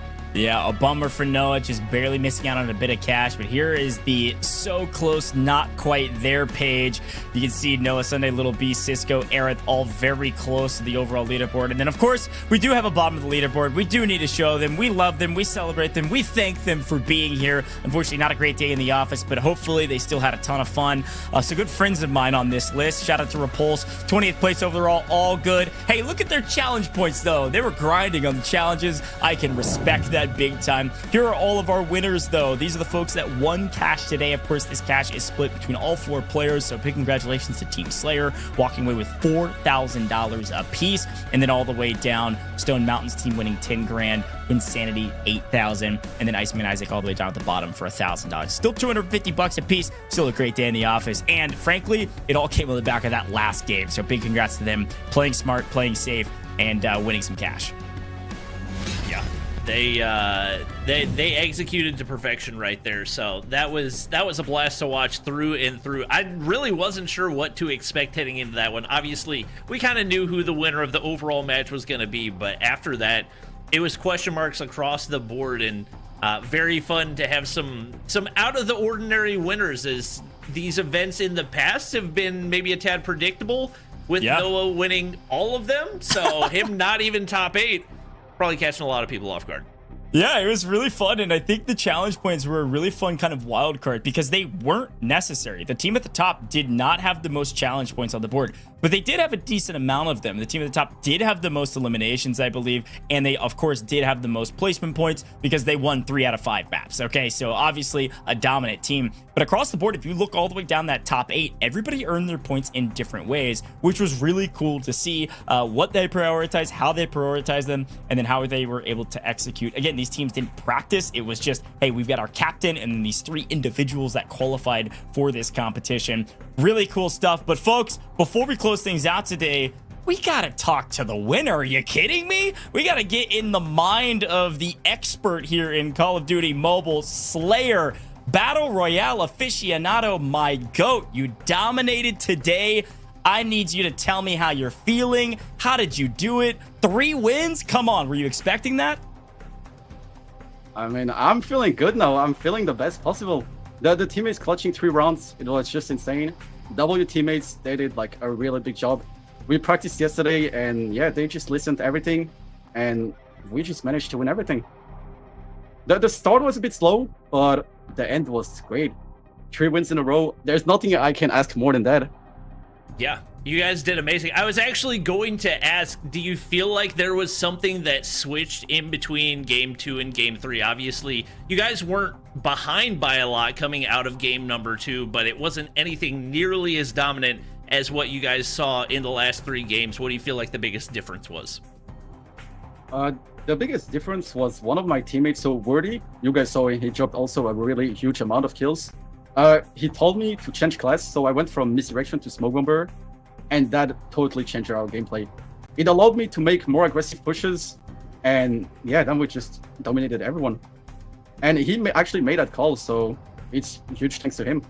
Yeah, a great shot, and obviously you put it to good use. I mean, talk to me about the big game. Talk to me about the game where you picked up, I think it was 15 kills, if not a bit more than that. What was going right for you all? It was like perfect rotation after perfect rotation. Was there a certain call, or was it just that class change that made getting that amount of kills that possible? we saw that we were a bit late, so we had Raging Cactus double win. We knew now was the moment. We needed to come back, and yeah, we just gave it all. We a little bit focused them, and after we wiped them, we knew, yeah, it's finished. We are winning this round, and we took the win like that. All right. As far as the other teammates that you were playing with, are those people that you had played with before, or was it just kind of one day of practice and you guys felt like that was enough to really put you over top of the rest of the competition? So when they announced the teams, we instantly made a group and we just went to practice for 3 hours. So we practiced 3 hours. We checked every strat. We checked mainly like all the challenges. So you guys probably noticed we did a lot of challenge points, and that was our main goal, taking the easy 3 points and then trying to stay alive, get the kills at the end, and make good placements also. So we practiced yesterday for 3 hours, all the challenges, which allowed us today to get all the challenges points. And yeah, then they just listened. I don't know Eagle or Nor. They are both new players. They never played comp, but they're great teammates. They just listened every call, they followed, and they did their job. It was really good gameplay from them. Yeah, it really was, and I was blown away. Obviously, I knew you were going to be really good. I knew your IGL calls were going to be great, but you're right. It was a whole team effort across the board. So big congratulations again. I guess I have to ask the question, what are you going to do with the cash? You guys just won a bunch of money, $16,000, $4,000 a piece. You got any idea what you're going to do with it? You can just say you're going to save it if you want. But what are you doing with the money? Honestly, that's a good question, but right now I'm mainly looking to go to a new place. Usually I'm streaming on data, so my stream and my gameplay is not that good because my internet is a bit slow. So I'm mainly going to focus to go to a new place and rent something new. That's going to be my goal with the nice. I love it. Well, Slayer, dude, you guys crushed it today. It was a whole team effort, and apparently practice makes perfect because you were nearly perfect on the day. 3 wins. I want you to shout yourself out. Tell people where they can find you, what platforms you stream on, and what they'll find you doing. I'm streaming every day, 8 until 11 p.m. CT, on TikTok or on YouTube. You guys can find me there. Also on Instagram, just search Slayer, and you can find me on any social. YouTube, TikTok, Instagram. So yeah, join the live streams, and I hope to see you guys there. Heck yeah, Slayer, big congrats yet again from us in the booth, man. You crushed it. I hope you have a great rest of the stream, great rest of the day, and big congratulations. Thanks again, and yeah. GG's. Hope you all enjoyed the stream, everyone who was watching.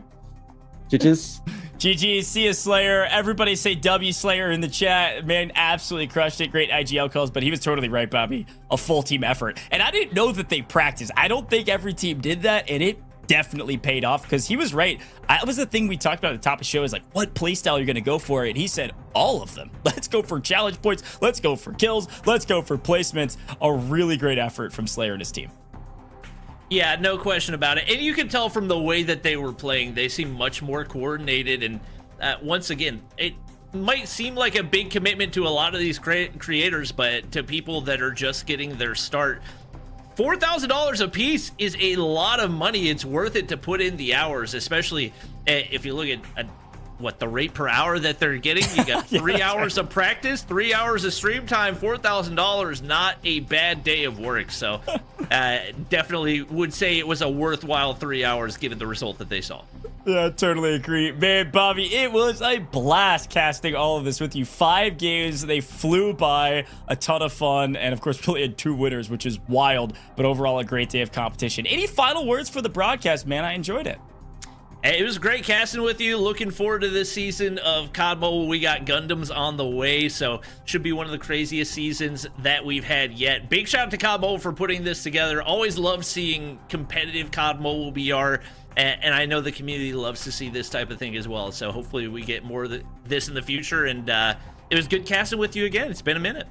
Yeah, cheers, man. Great to see you as well. But folks at home, this is the worst part of the broadcast where I got to close things out. But before I do, I got to remind you, go drop a follow with all that COD Mobile has to offer. They've got socials. They've got every single one you can think of. And they've got updates on those socials, whether it's the blog, maybe it's X, Instagram, everything about the Gundam collab that's coming that Bobby was talking about. 4v4 mechs, come on. It's Team Deathmatch. It's going to be a lot of fun. You got to check it out. Go drop a follow on all major socials for Call of Duty Mobile. Mobile. They've got maybe more events like this in the future that maybe you could get involved in too. So you've got to tap into those socials so you are up to date on all things COD Mobile. But for me in the booth, I'm Goj, and I had a blast today. So thanks for tuning in and listening to Bobby and I yap all day today. But as a quick reminder, we couldn't do it without you, the viewer. Thanks for tuning in. I'm looking forward to seeing you in the next COD Mobile broadcast. One shot.